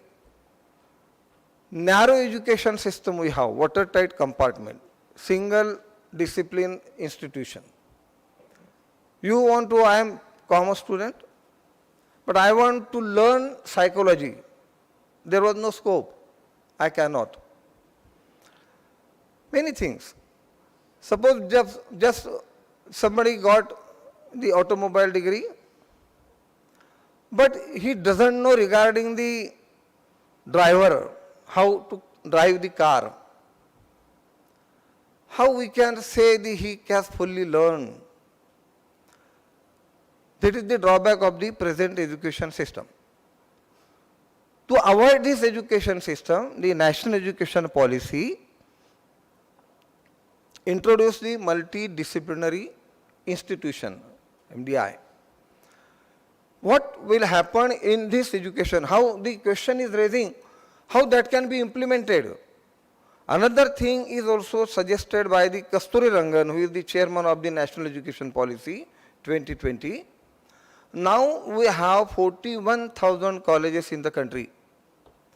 That will be converted in the 15,000 colleges in the country. How? Now we have 28% GR, gross enrollment ratio. He wants to increase the 50% GR from 28%. GR should be raised and institution will be less. How that can be implemented? How that can be possible? National Education Policy is suggested. There will be collaboration of the academic institution between single disciplinary, multidisciplinary, and cluster formation, through cluster formation, merging, and suppose single faculty के colleges वहाँ पर हैं, 1, 2, 3, 4, all will be come together and learn the college through adding by the many departments in that institution. That will be also cluster of the college also. तो अभी जो एक college में एक स्किल, एक फैकल्टी, एक डिसिप्लिन जो चल रहा है, तो कल्चर के तो काफी हो जाएंगे, तो कहाँ से लाएंगे ये सारी चीजें? तो that is the drawback, that is the worried people on because of this कि how that can be run. जैसे during the corona period parents were worried, कैसे होगा बच्चे का, ये तो एग्जाम भी नहीं ले रहे. पहले वो चिंता का विषय था, बाद में ले रहे तो ले रहे, ऑनलाइन ले रहे, फिर कोरोना का स्टैम्प तो नहीं लगेगा. इस प्रकार के सारे विषय थे. अभी बिफोर कोरोना या now also after this 100 marks कोई लेता है तो parents will be happy. Corona भी नहीं था, लगता था कि कोरोना का स्टैम्प तो नहीं लग जाएगा. 100% लेने के बाद में भी दे वर वरीड. वो चिंता का विषय उनके लिए उस समय में था. तो जैसे अभी केवल गुणों के आधार पर शिक्षा हमारे पास में है, अभी आने वाले समय में गुणवत्ता के आधार पर शिक्षा, that will be target. Multidisciplinary, for the implementation, successful implementation of the multidisciplinary, there are the another provisions in NEP 2020 also. ABC, Academic Bank of Credit, multi-entry, multi-exit, these are the related points to the multidisciplinary education institution. आप कितने भी ले लो, जितने भी आएंगे, teachers रहेंगे, cluster हो जाएगा, academic collaboration hoga, so many disciplines will come together, they will run the college, students can run many disciplines, many subjects. ये सब वहाँ पर जो होगा, तो उसके बाद में this will be introduced, the NEP is introduced the credit system. अभी का जो है वैसा नहीं, पहले तो मार्क्स था, अभी CGP आया, SGP आया, उसके आधार पर सारी चीजें चल रही है. अभी grading, we have grading system now. बीच में तो some university has rejected the grading system. The corporate sector has rejected the such type of students. They are not accepting the mark sheet other than the grading system. यदि वो grading system उनके पास में नहीं है, तो they will not accept. धीरे धीरे लोगों ने उसको accept किया. वो semester के बारे में हुआ, CBCS के बारे में हुआ, वो अपने आप पर होता भी है. Now also Tamil Nadu state is rejected the National Education Policy 2020. They are not going to accept. Karnataka is implemented partially. तो ये तो चलने वाला है, बस मेजॉरिटी में how that can be implemented, how that can there can be solution, that is the important issue. तो grading system is introduced by the national education policy. अब ये उसमें फिर ABC, multi entry, multi exit, you can any time discontinue education and continue education. Now just आपने पढ़ा भी होगा 2-4 दिन के पहले कि UGC is going to launch the dual degree. At a time you can join the two course, more than one of the course. तो ये भी join हम लोग कर सकते. This is the free education. Wordless education is coming through the national education policy. ये तो सब ठीक है, सब बहुत बड़ी चीज आ रही हैं, जो छोटी चीजों से हम बड़ी ओर की जा रहे हैं, लेकिन पेरेंट्स आर वरीड. पता नहीं है कि बच्चा क्या करेगा. इंस्टीट्यूशन भी immediately can not convert in the multi disciplinary institution from the single discipline institution. हो नहीं सकता. कैसा करेगा? Government is machinery is not able to implement this successfully this system. ये भी नहीं हो सकता है. तो कैसे होगा? In that case definitely the mentoring is required.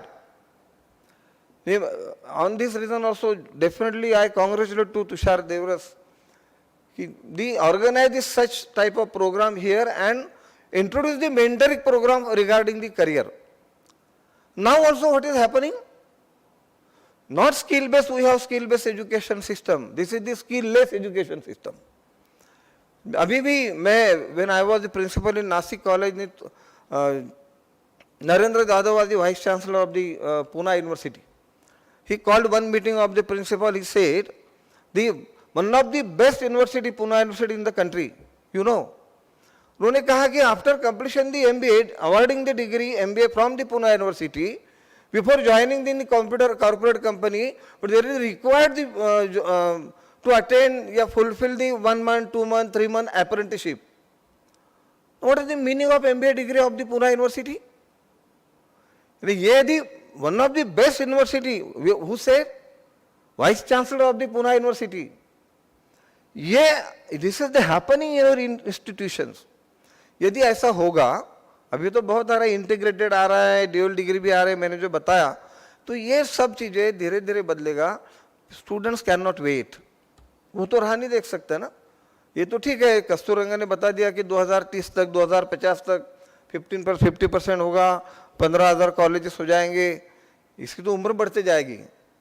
तो in that case only mentoring can be helpful to the students.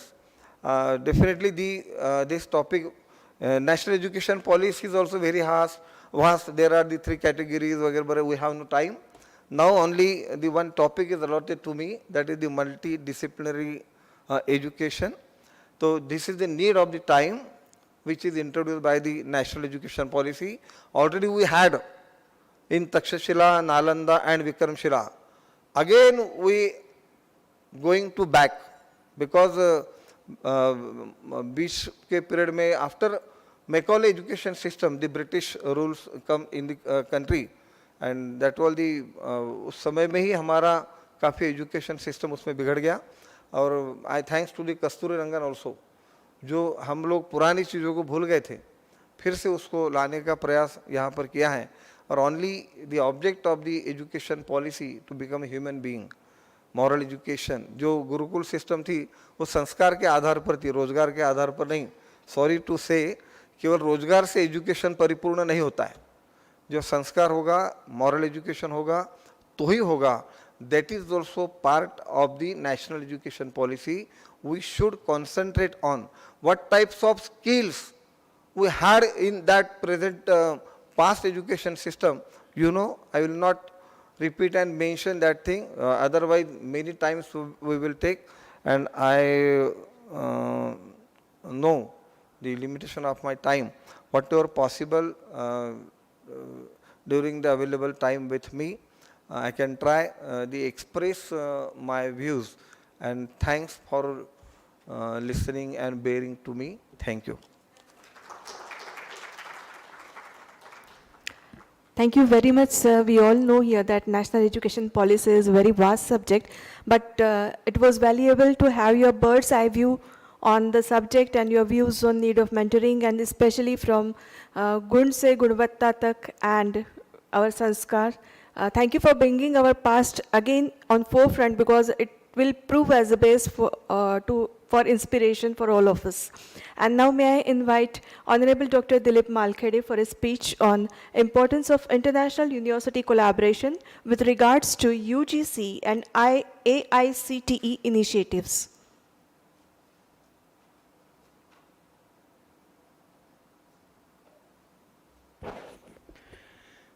Good evening. First of all, thank you very much for this opportunity to speak to you. I'm not the expert on internationalization, but whatever thoughts will come to my mind, I will definitely speak. But I have worked on some aspects of international collaborations, and therefore, although I'm not expert, I will share my experiences and whatever I know. Even I did not know the topic that I'm required to speak on. I just asked what is the topic that is allotted to me. So I'm just told that it is the international collaboration in view of the UGC AICTE guidelines, means Government of India, basically what Government of India says and what is the status of international, why do we need to collaborate with the foreign universities is what I think is expected out of me. So thank you very much, and let me first of all congratulate the Astute Academy, Astute Counseling for organizing this workshop, and I think this is a wonderful initiative for several reasons, which will be clear as I keep speaking. Number one, basically, what this academy is doing is probably helping the internationalization of the higher education. Okay, if we look at what is the status of India in terms of the internationalization, and what do we mean by internationalization, is basically making our education more collaborative, and we have to list down the parameters or pointers on which we can collaborate. So I think number one, what we can collaborate on, or before that, I will just give you an example.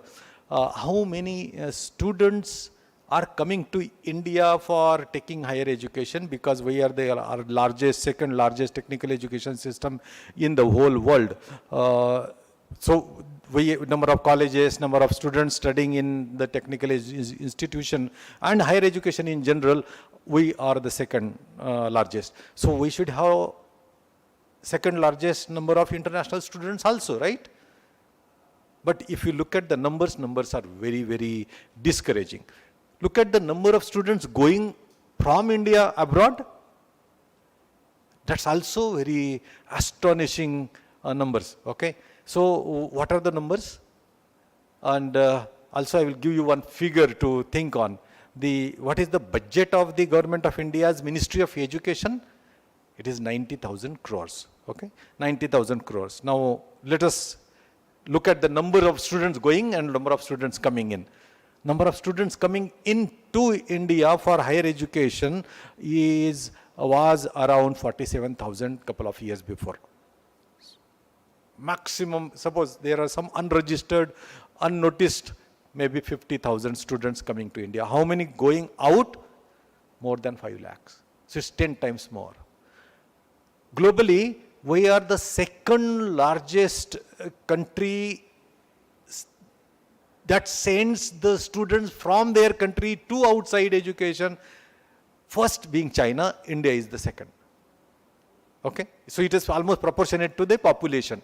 China's population is number one, so they send maximum number. We send second largest. So many students are going out. How many coming in? 50,000. How many going out? 5 lakh. Okay, how much money then goes out? I just calculated just now. If we take average amount per student per year, it is 35 lakhs in terms of rupees. 35 lakhs into 5 lakh students per year studying abroad. आपल्या वडिलांचा किती खर्च होतो? I just calculated is 1,75,000 crores.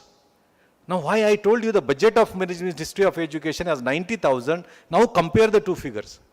The entire budget of the Ministry of Education is 90,000, let us consider it as 1 lakh. This is the expenditure money that we send outside is 175,000 crores. So it is almost double the budget of the government of India's Ministry of Education on higher education. Double the amount of that is being spent by individuals on their children's education. They don't go to one country. Majority of them go to USA, some then goes to UK and Australia and Russia. These are the 4 or 5 destinations, and Europe. Okay, so these are the top 5 destinations where the students do go for higher education, and we are happy sending them. I will also give you one figure to just wake you up. My university, Professor Chandikar's university, we provide education at some cost. What is the cost? Okay. Now this is 35 lakhs per year. Is it 10%? Is it 3.5 lakhs? No. Is it 10% of that? Is it 35,000? No. Is it 10% of that? Yes. We charge only, sir, MSc electronics fee for our university is 3,500. 10 times become 35, 10 times become 3.5 lakhs, and 10 times become 35 lakhs, and 35 lakhs per student per year is what we spend. See the difference in the fee that we charge. And therefore, I think we need to collaborate, we need to understand. So if we have a good system, good teacher, good infrastructure, good laboratory here, and if such a cheap education is there, why we have to understand why people are not coming to us? Why are we going out? And why our own students are not studying here?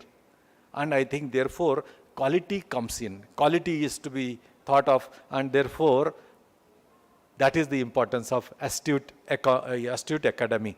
Astute Academy, if we work on this,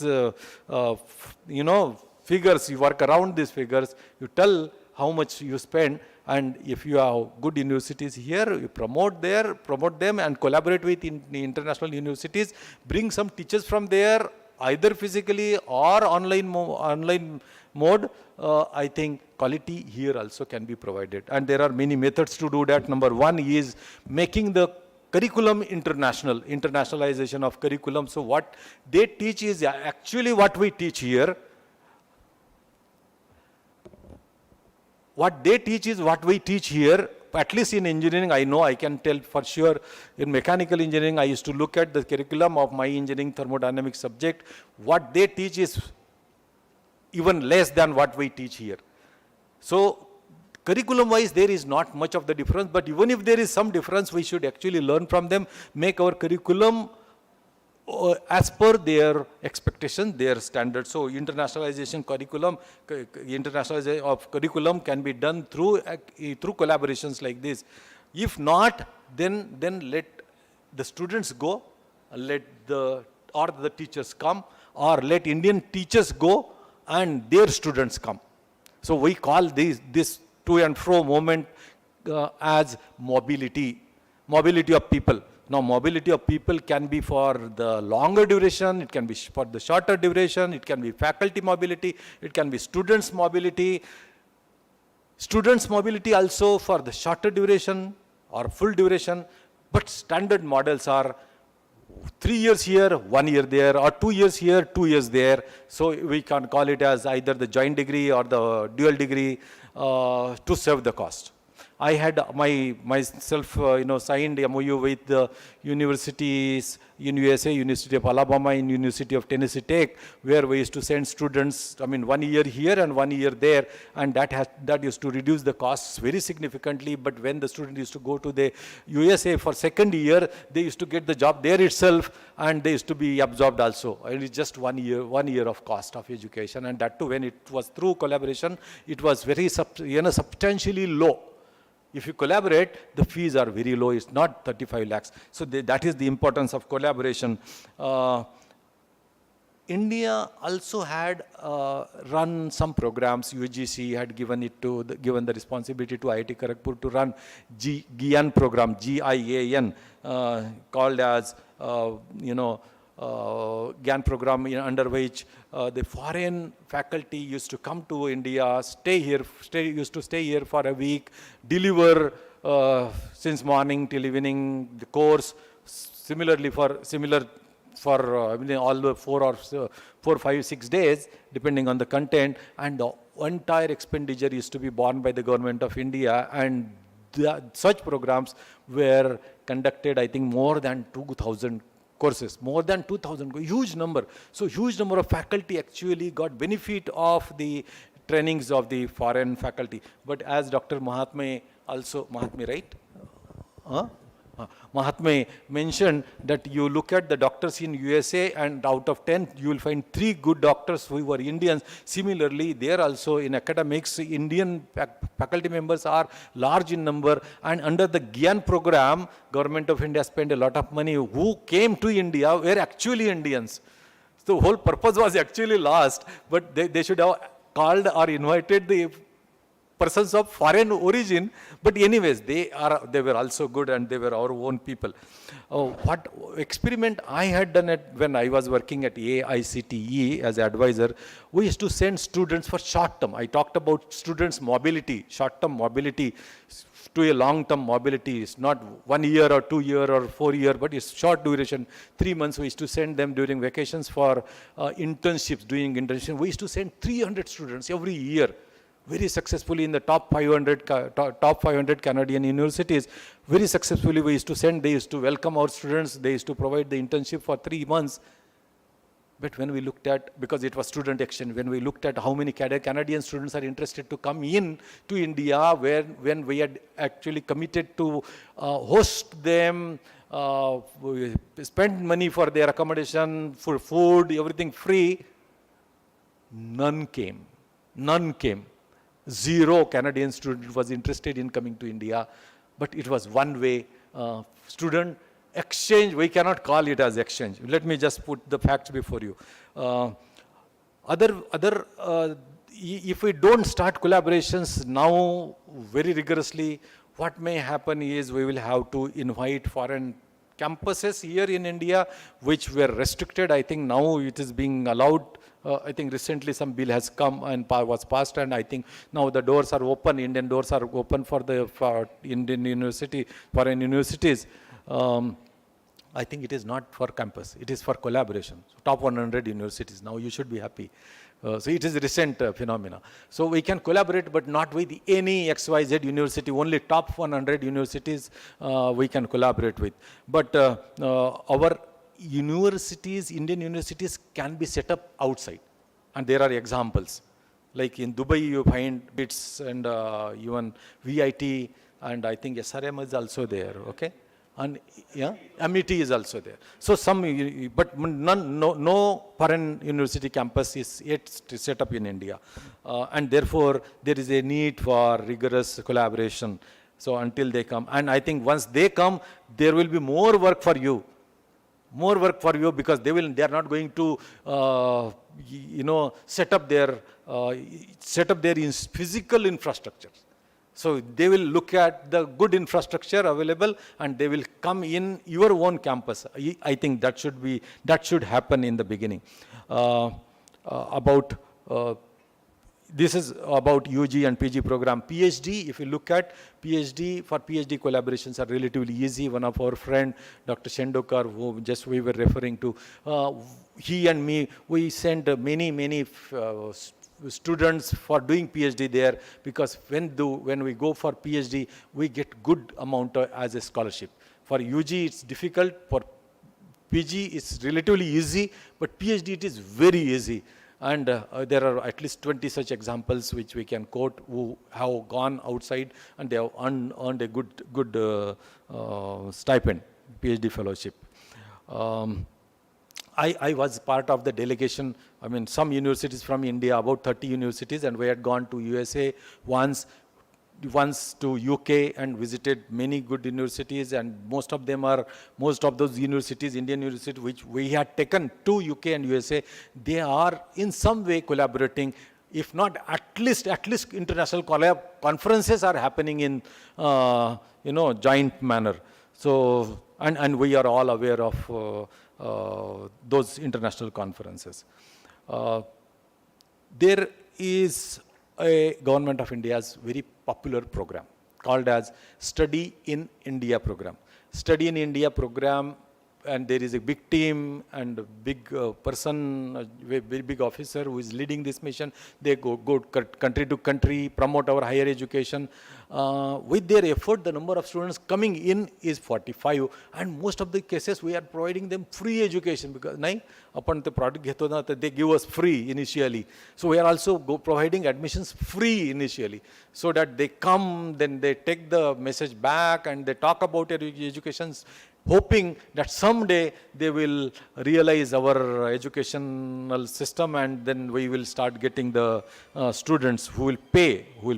But there is a good potential now for doing collaborative research between the two universities, which Astute can work on. And today, because of this video conferencing and everything, I think this has become really very, very easy. But it has to start at the faculty level, faculty to faculty, because so much of matching of the research interest is not possible for you, nor possible for a vice chancellor like me or Professor Chandekar. It has to be done by a faculty, with a faculty, and research collaborations can happen. I see a lot of potential in that, and particularly where they do computations, and we can, when they sleep, we can do their computations, means computer program can be prepared by our student. There we can collaborate, and we can be part of their projects. I would like to end by just saying that there is immense potential of working together with the foreign universities for Astute. Therefore, a very big, what I should say, bright future for your company. Would like to just suggest that there is annual, very giant level meet that happens where more than 1,000 universities come under one roof, called as NAFSA. In one of the NAFSA, I had gone, in 2019, I guess, 2019, I had gone, and I had an opportunity to interact with many universities under one roof, Chinese, Japanese, European, USA, Australia, all major. And we also had taken 30 Indian universities there, and we had a big Indian pavilion there. So there we had opportunities. So if, we keep meeting people like this, many more opportunities will come up, not only what I talked about. So what I talked about, let me just summarize that internationalization is a need of the hour because of lot of difference in money flow.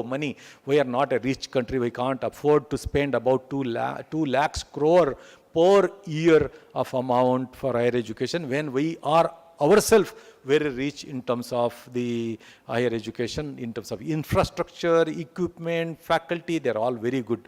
If we have only some faculty who have good exposure outside for 3 years, 4 years, come back to India and work here in the universities, we can definitely attract good students even from abroad, and we can reduce the student flow from India abroad.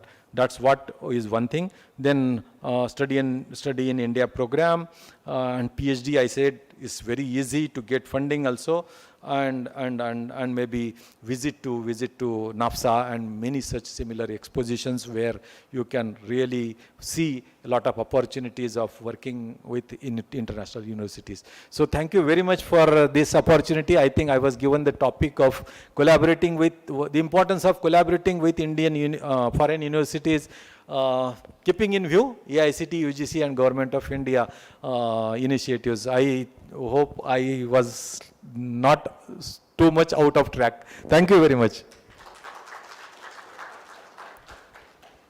Thank you very much, sir, for sharing your experiences, putting up the eye-opening and thought-provoking figures and facts, and of course, benefits of collaboration and ways of collaboration. Thank you very much.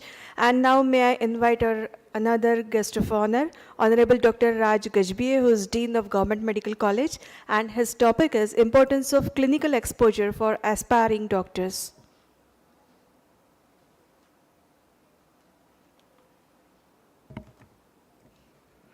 Well, good evening, and at the outset, let me thank Mukul and Dr. Devras for inviting me here to share my views and the topic given to me is uh,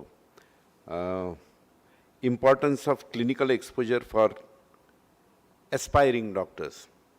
So I once again appreciate not only your career counseling which you are doing, but you are doing some medical camps also as your social commitments. So thank you again for that. Respected Dr. Malkhede, Dr. Chandekar, Dr.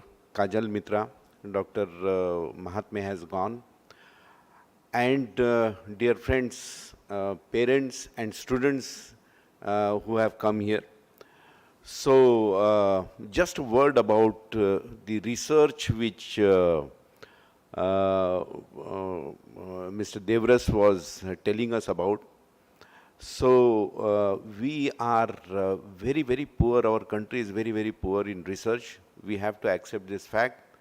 I can tell you some data that there are 600 medical colleges in the country, out of which only 10 to 12 medical colleges are there, out of which these research are being published in standard medical journals.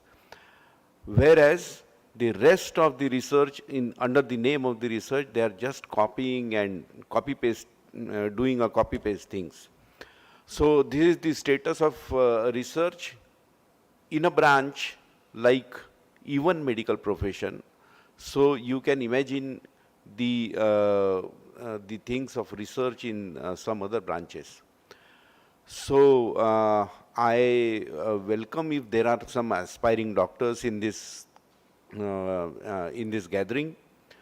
So being to aspire for a medical profession, it's certainly a noble profession if you can choose this particular profession. And if at all you have to choose this profession, just it is for it is called as noble profession for the way in which the job satisfaction is there, and you are relieving the pain of the patient who is coming to you, and you are curing his disease. So that gives a very, very great job satisfaction. But if you are thinking it for coming to make money in this profession, money of course comes with your practice, but then it is really a noble profession, and I would like to encourage the parents and the aspiring students to join this profession. Having said that, my topic is importance of clinical exposure for aspiring doctors. We have usually first, second and third MBBS, the three steps in as far as the undergraduate level is concerned. I'm not going to take much of your time. We are already running short of time. So we have 3 years, the three steps of medical education. It's almost a 4.5 years course.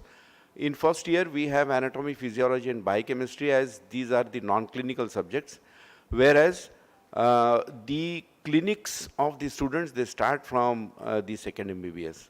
Now, once the student goes to the clinics, his clinical education starts, his clinical experience starts, his clinical exposure starts, and he is totally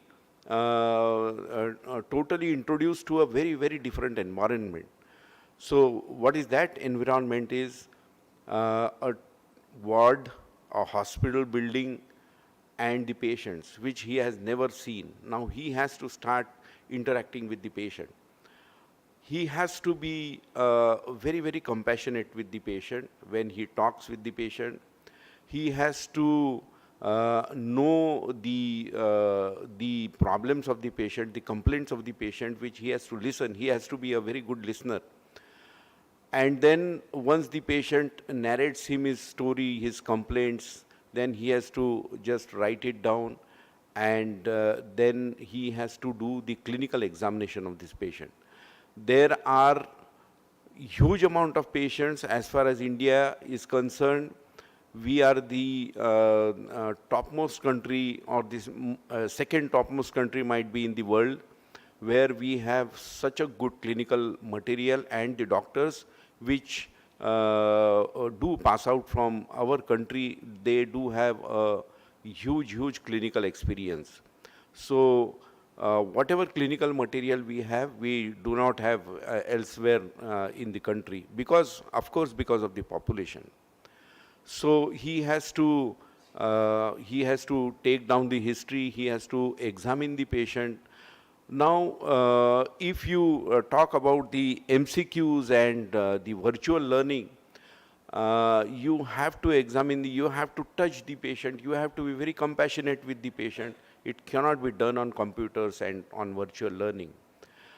You have to handle the patients to know his problems, and once all according to the history, then you have to examine the patient clinically and to see what symptoms he has, and after physical examination of the patient, you have to correlate all these things with the you have to conclude, and you have to diagnose the patient of which he is suffering.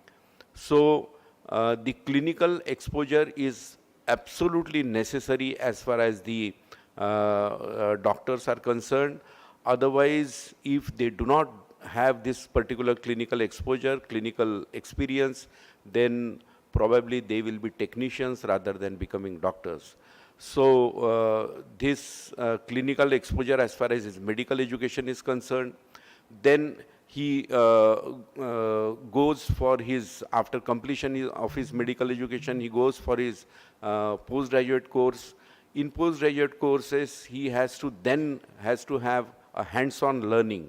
So again, this is a huge clinical experience which he is going to tackle. And to become a successful doctor, he has to undergo a vigorous training.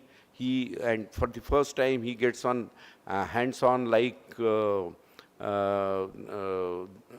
Mahatme, he was telling about his son, that he has to study only to have the postgraduate degree, but he does not want to see the patient. He does not want to go for, because nowadays the education system is such that you have to compete, and you can compete by learning the MCQs, by solving the MCQs rather than seeing the patients. So again, that system, I mean, is not proper, and you cannot produce good doctors in our country.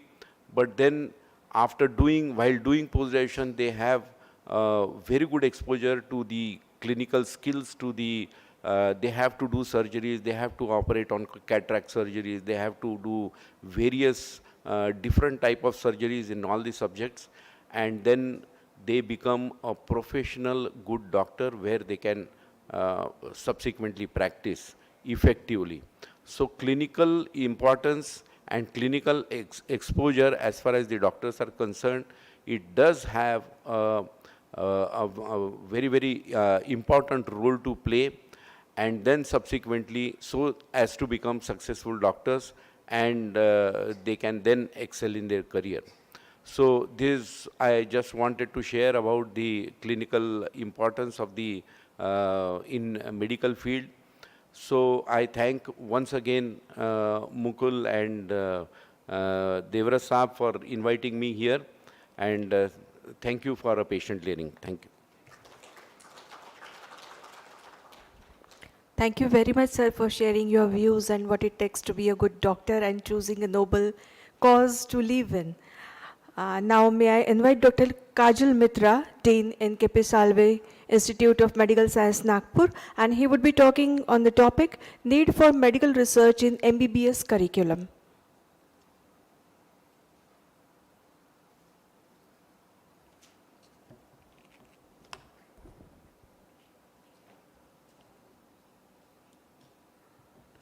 I feel privileged to be here amongst you today. And needless to say that thanks to Astute Academy, which has thought of starting career mentoring programs. I remember when I was a student, I did my SSC in 1977 and HSC in 1979. And obviously I was a lost student. I did not know what to do. So when I passed my 10th standard, I stood 7th in order of merit in the board. So all reporters came down to my house and they started asking me various questions. Imagine to a 16-year-old child, I would say, what do you want to be? I had read somewhere, वो कुछ दिन पहले कहीं तो भी एक book पढ़ते पढ़ते मैंने पढ़ा था, एरोनॉटिकल इंजीनियर. और मुझे वो टर्म बहुत फैसिनेटिंग लगा था, aeronautical engineer. I did not know anything about it. तो वो उसने पूछा मेरे को आप क्या बनना चाहें? I said aeronautical engineer. Then the next day some other journalist came. By that time मुझे मेरे घर वालों ने पूरा ब्रेन वॉश कर दिया था. तुझे मालूम नहीं एरोनॉटिकल इंजीनियर क्या है, चुपचाप डॉक्टर बन. तो वो दूसरा जर्नलिस्ट आया. I told him I want to become a doctor. So incidentally on the same day in 2 newspapers, different newspapers, एक न्यूज़पेपर में था कि I want to become aeronautical engineer, दूसरे में था I want to become a doctor. So just why I said that is how the situation is. Even now, maybe situations like that. A child does not know what he wants to be, and suddenly everyone comes, the relatives and everyone. And हमारे time तो क्या था? There were only 2 things. Either doctor बनो या engineer बनो. उस तीसरा कोई choice नहीं. और वो कुछ नहीं आता तो मेरी माँ बोलती थी that time, पढ़ाई नहीं करेगा तो रिक्शा चलाना. और मैं रिक्शा चलाने से इतना डरता था कि फिर मैं पढ़ाई करने लगा. सो ये एक उस टाइम ऐसा करियर मेंटरिंग और करियर काउंसलिंग वगैरह ऐसा कुछ तो था ही नहीं. हमारे घर वाले करियर काउंसलिंग करते थे. बेटा तेरे 2 बड़े भाई डॉक्टर है, तू डॉक्टर बन जा, वो अच्छा है प्रोफेशन. एंड फॉर्चुनेटली और अनफॉर्चुनेटली, चाहो न चाहो, एडमिशन मिल गई जीएमसी में. All our brothers are GMC alumni. We are 3 doctor brothers. The eldest is a surgeon. He is settled in Australia now. And my elder brother, Sajal, was here. He was dean of GMC, previous to Raj. So we became doctors. Although Sajal wanted to become engineer. उसने घर में बहुत झगड़ा किया था, नहीं नहीं मेरे को तो इंजीनियर बनना. He got admission. VRC था उस time. It was not VNIT. It was not national institute. It was regional. तो either GMC में जाओ या VRC में जाओ, बस 2 ऑप्शन रहते थे हमारे पास. तो he got admission in VRC also. बोले नहीं जाना VRC, नहीं इंजीनियर बनना, डॉक्टर बनना. उस जबरदस्ती उसको भी डॉक्टर बना दिए. तो initially resisted, he would not study. बाद में फिर धीरे धीरे started studying. So this is how it was. I'm reminded of my cousin. I will tell you how I have observed him, his career. He did his MSc biochemistry from here, Nagpur University. Then he did his PhD from CDRI Lucknow, Central Drug Research Institute Lucknow. And then he went to US. वो 1976 he went to US. And there he started as a scientist. Scientist काफ़ी अच्छा काम कर रहे थे वो. He was in Illinois. और वहाँ अच्छा काम करते करते then he thought of changing his career altogether. So he studied the financial laws of US. और उन्होंने एक फाइनेंशियल फर्म खोल डाली यूएस में. तो अभी वो बॉस्टन में एक फाइनेंशियल फर्म चलाते हैं, being a scientist, and his firm is doing quite well. फिर वो थोड़े दिन के बाद उनको लगा नहीं अभी बहुत हो गया, पूरा ऑफिस काम करता, तो मैंने कुछ और करना चाहिए. So now he is into motivational speaking. So he goes around the world and does all kinds of motivational speaking. And he does a lot of, whatever he has earned, I must say that, compliment him. He does a lot of charity. He comes to India, they have adopted a village in India. There was a lot of human trafficking from that village. And they have been successful in stopping that human trafficking from that village. So he is doing a lot of such charity. So that is how he shifted, switched on his career from one to another and third. And he is successful in all three.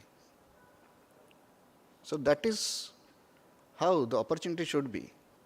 So in US we say the opportunities are there. Opportunities are here in India also, provided we take it that way and we do our best, we give our best to whatever we do. That is how we can succeed in any field.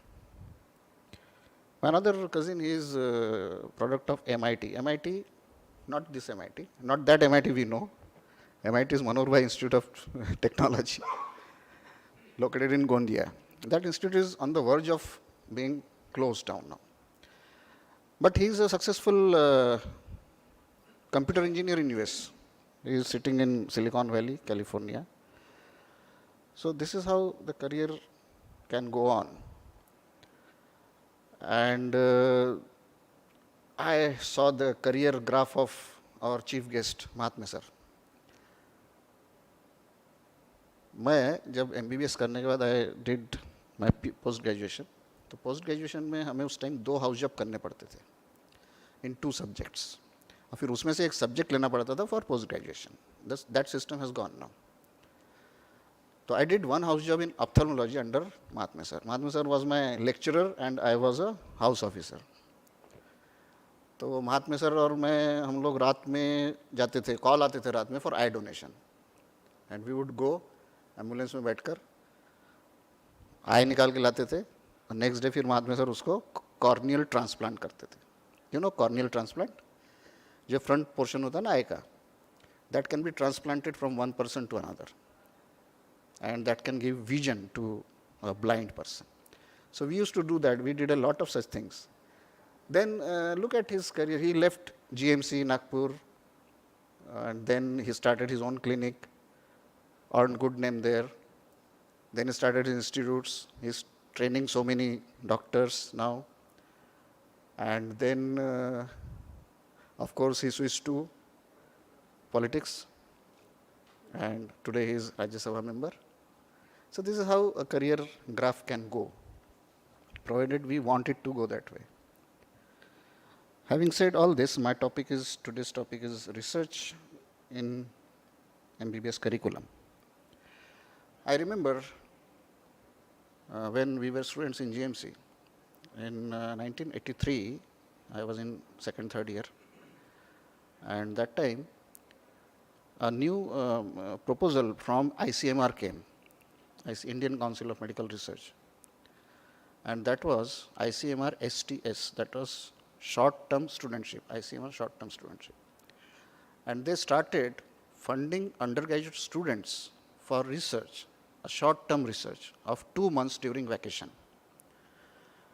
So GMC में हमने एक group बनाया, undergraduate medical students research association.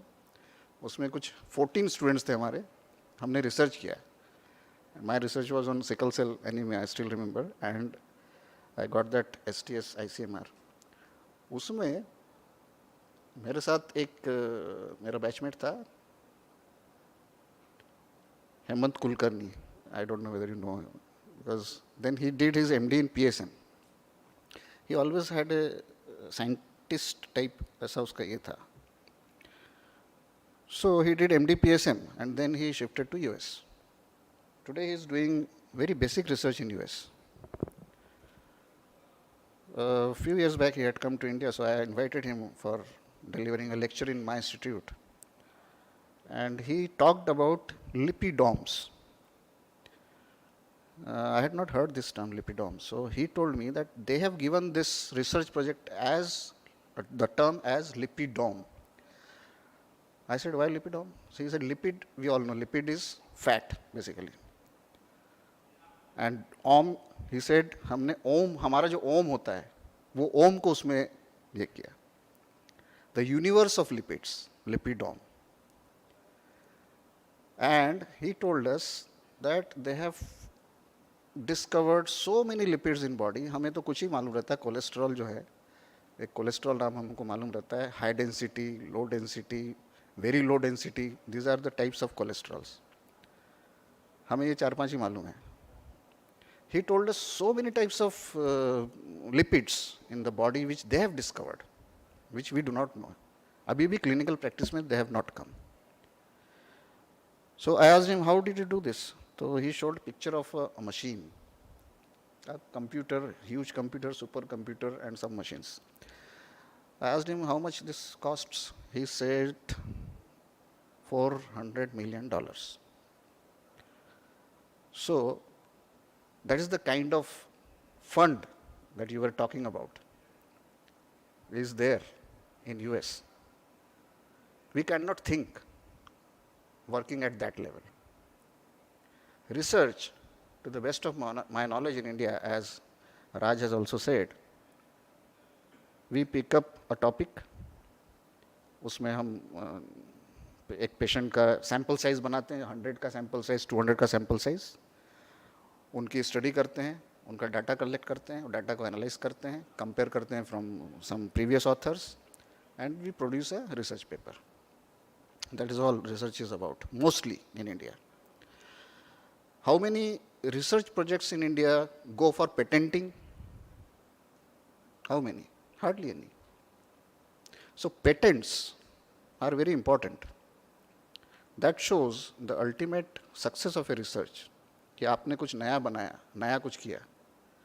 ऐसा नया कुछ I don't see happening too much.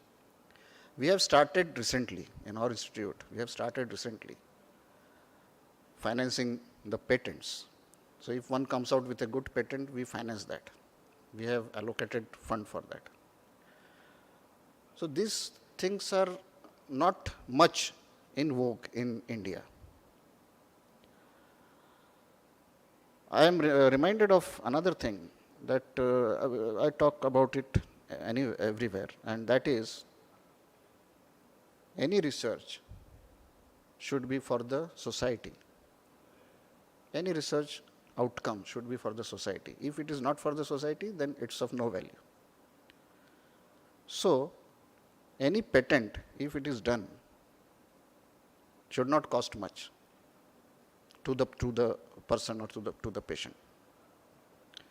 I am again reminded of my own, I am a radiologist. So, you must be knowing who discovered X-rays. Wilhelm Conrad Röntgen. He discovered X-rays for the first time, and when he was awarded the first Nobel Prize in 1901, he did not make a patent out of it. He was asked about it. वो बोले नहीं, मैं इसका patent नहीं बनाऊंगा. अब उन्होंने x ray machine पहली बनाई जिसने रिवॉल्यूशनाइज कर दिया पूरा entire medical field. After x-ray, then x-ray ही यूज होते सिटी स्कैन में. You may not know that. CT scan also uses X-ray. MRI scan is different. That is magnetic resonance. And ultrasound is different. So, all imaging modalities, they followed discovery of X-rays.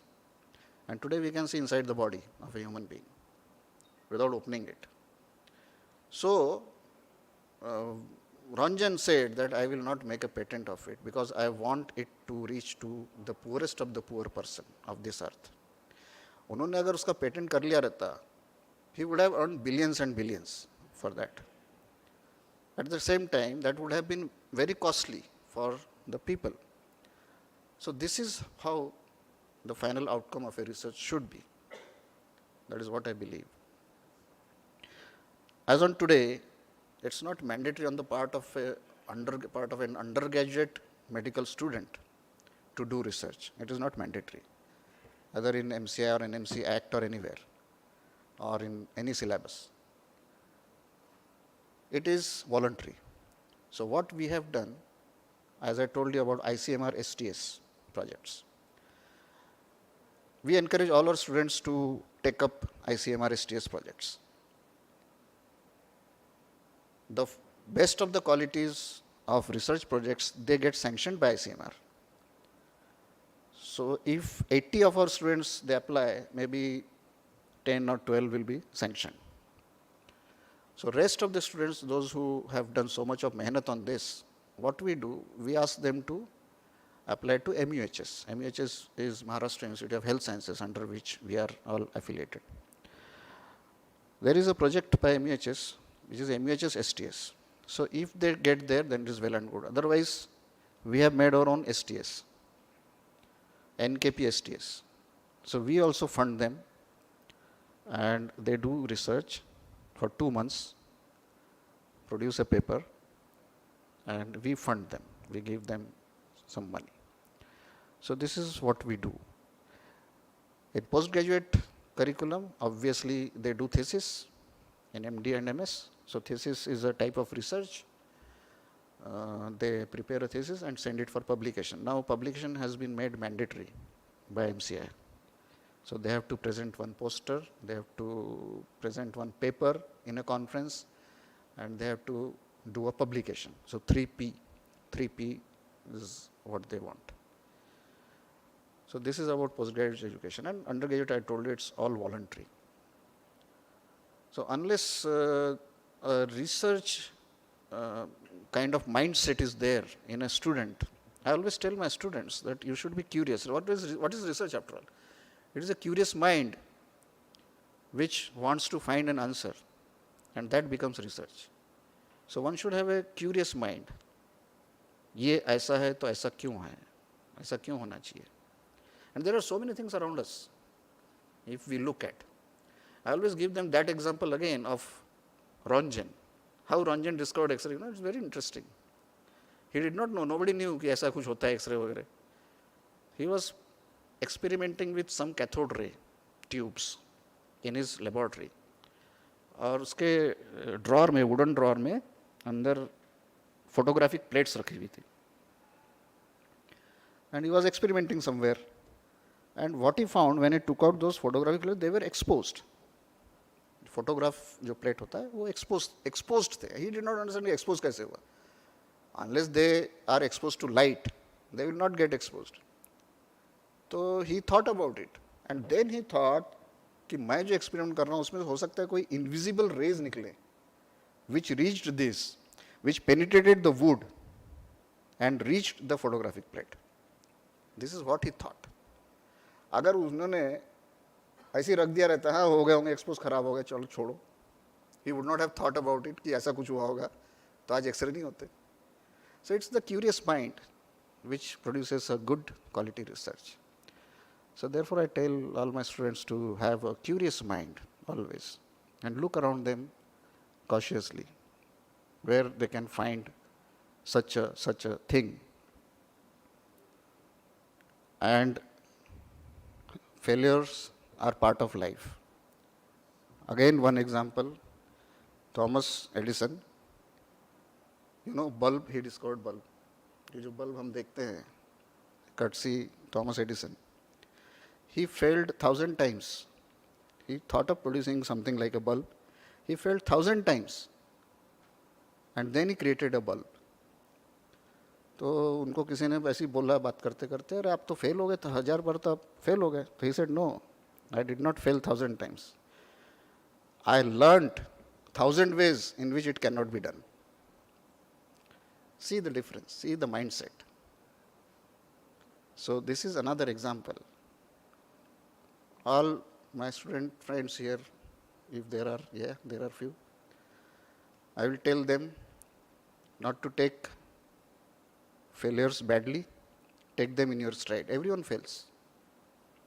If Thomas Edison can fail 1,000 times, if you fail few times, how does it matter? Get up. As I like to quote Martin Luther King Jr. What he said is, if you can't fly, run. If you can't run, walk. If you can't walk, crawl, but never stop. Thank you very much.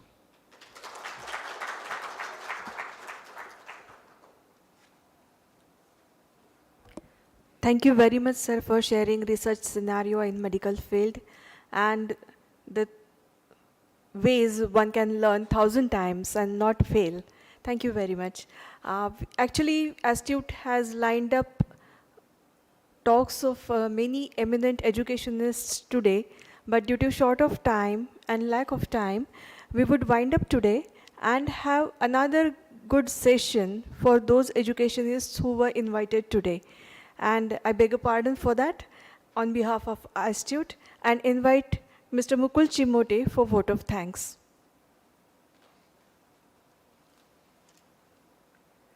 Thank you very much.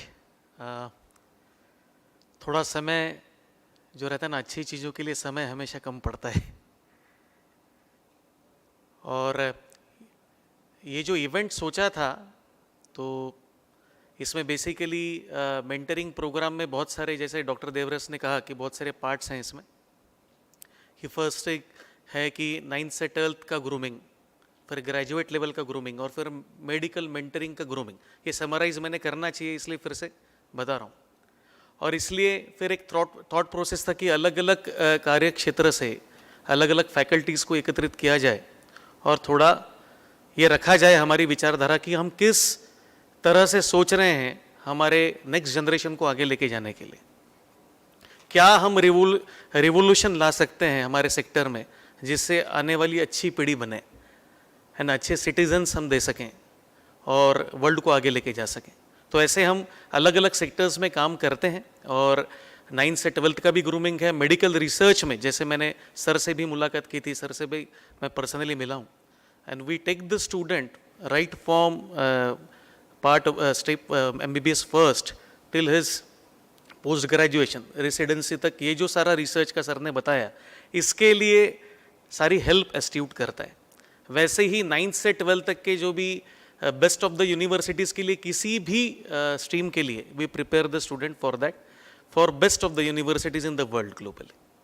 और bachelors level में भी यही है, यही सारा हम करते हैं. तो आज कम पढ़ने की वजह से बहुत सारी फैकल्टीज़ यहाँ पे हैं. जैसे अनुपमा सखदेव जी यहाँ पे हैं, प्रिंसिपल ऑफ द हडस, she is principal of the DPS school. Then Dr. Prajakta Ganga Khedkar is here. She is principal of Hadas CBSE school. Dr. Sujit Mitra is here. He is City Binzani College की principal यहाँ हैं. हमारे साथ doctor Pandey ji भी यहाँ पे हैं, principal of Ramdev Baba college of engineering आस्टूट. सो बहुत सारी विभूतियाँ अपने अपने क्षेत्र में काम करने वाली यहाँ पे थी और हम चाहते थे कि उनको सुने, लेकिन आज समय थोड़ा कम पड़ गया ऐसे मुझे लगा.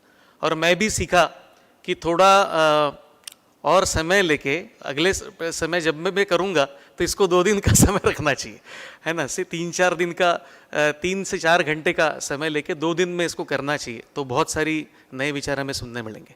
सो धन्यवाद मैं दिल से दे रहा हूँ आज कि जो भी यहाँ पे आज पधारे हमें गाइड मार्गदर्शन करने के लिए. हमारे जो अध्यक्ष थे आज के, प्रमुख अतिथि थे डॉक्टर महात्मे सर, राज गजबीए सर, डॉक्टर मित्रा सर, चांदेकर सर यहाँ पे थे. उन्होंने भी मुझे बहुत गाइड किया. He is my philosopher also. मैं कहता हूँ मुझे बहुत ग्रूमिंग में चांदेकर सर ने मदद की है. उसी साथ में डॉक्टर मालखेड़े सर भी यहाँ पर आए. He is vice chancellor. He was busy with some conference. 150 से 200 वाइस चांसलर से यहाँ पे हैं, फिर भी उन्होंने समय निकाल कर यहाँ पर वो आए. वैसे ही डॉक्टर देवरस, मैं उनको गुरु बोलता हूँ मेरे, कि मेरा भी ग्रूमिंग आज, दो is my brother in law, but still आज बहुत ज़्यादा ग्रूमिंग उनसे मुझे मिला है. सो आई रियली थैंक, उन्होंने अपना प्रेशियस समय यहाँ पे निकाला हमारे लिए और यहाँ पर वो आए. सारी फैकल्टीज़ यहाँ पे जाएँ, Prajakta madam, Anupama madam, wing commander Sukhdev sir, आज हमारे साथ VMV के भी मेहता सर भी यहाँ पर हैं, जिन्होंने ही इज़ ट्रस्टी. वो भी पूरे प्रोग्राम उन्होंने यहाँ पे सुना. बहुत सारी एजुकेशनल इंस्टीट्यूशंस उसकी हैं, वो भी यहाँ पर हैं. सभी को मैं धन्यवाद देता हूँ. हमारे साथ यहाँ पे मासोरकर हस्बैंड एंड वाइफ दोनों भी हैं, सर और मैडम हैं. They are also running lot of institutions और काफ़ी पुअर बच्चों का ग्रूमिंग भी वो यहाँ पे कर रहे हैं, तो उनके लिए भी मैं धन्यवाद देता हूँ. वैसे ही यहाँ पे वाक सर भी हैं जो UPSC और सारी इसमें प्रतिभाओं को UPSC के लिए आगे लेके जाते हैं ऑल ओवर महाराष्ट्र. उनका भी मैं धन्यवाद देता हूँ कि वो यहाँ पर आए और सभी मित्रगण, सभी विद्यार्थीगण, सभी पेरेंट्स, मेरे मित्र भी कुछ यहाँ पर हैं, सभी लोगों को मैं धन्यवाद देता हूँ कि आप यहाँ पर आए और आपने अपना समय, कीमती समय यहाँ पे दिया। और हम जो सोच रहे हैं, है ना, तो आपके साथ के सिवा वो हम आगे नहीं बढ़ सकते, है ना। जब तक आपका साथ हमको मिलेगा तभी, हमारा इंटेंशन बहुत अच्छा है, लेकिन ये इंटेंशन के साथ आप लोगों का ब्लेसिंग बहुत ज़रूरी है। और ये जब ब्लेसिंग हमको मिलेगा तो निश्चित ही हम कुछ रेवोल्यूशनरी काम हम कर पाएंगे, ये मुझे विश्वास है। तो आई एम रियली थैंकफुल, फिर से मैं थैंक्स देता हूँ। और बार बार आप लोगों का साथ लगेगा और आपके सुझाव भी लगेंगे कि कैसे हम आगे विकास पथ पर जा पाएंगे। Thank you very much, thank you very much. High tea और कॉफ़ी का अरेंजमेंट है, तो प्लीज़ आप लेते हुए जाइए। Thank you.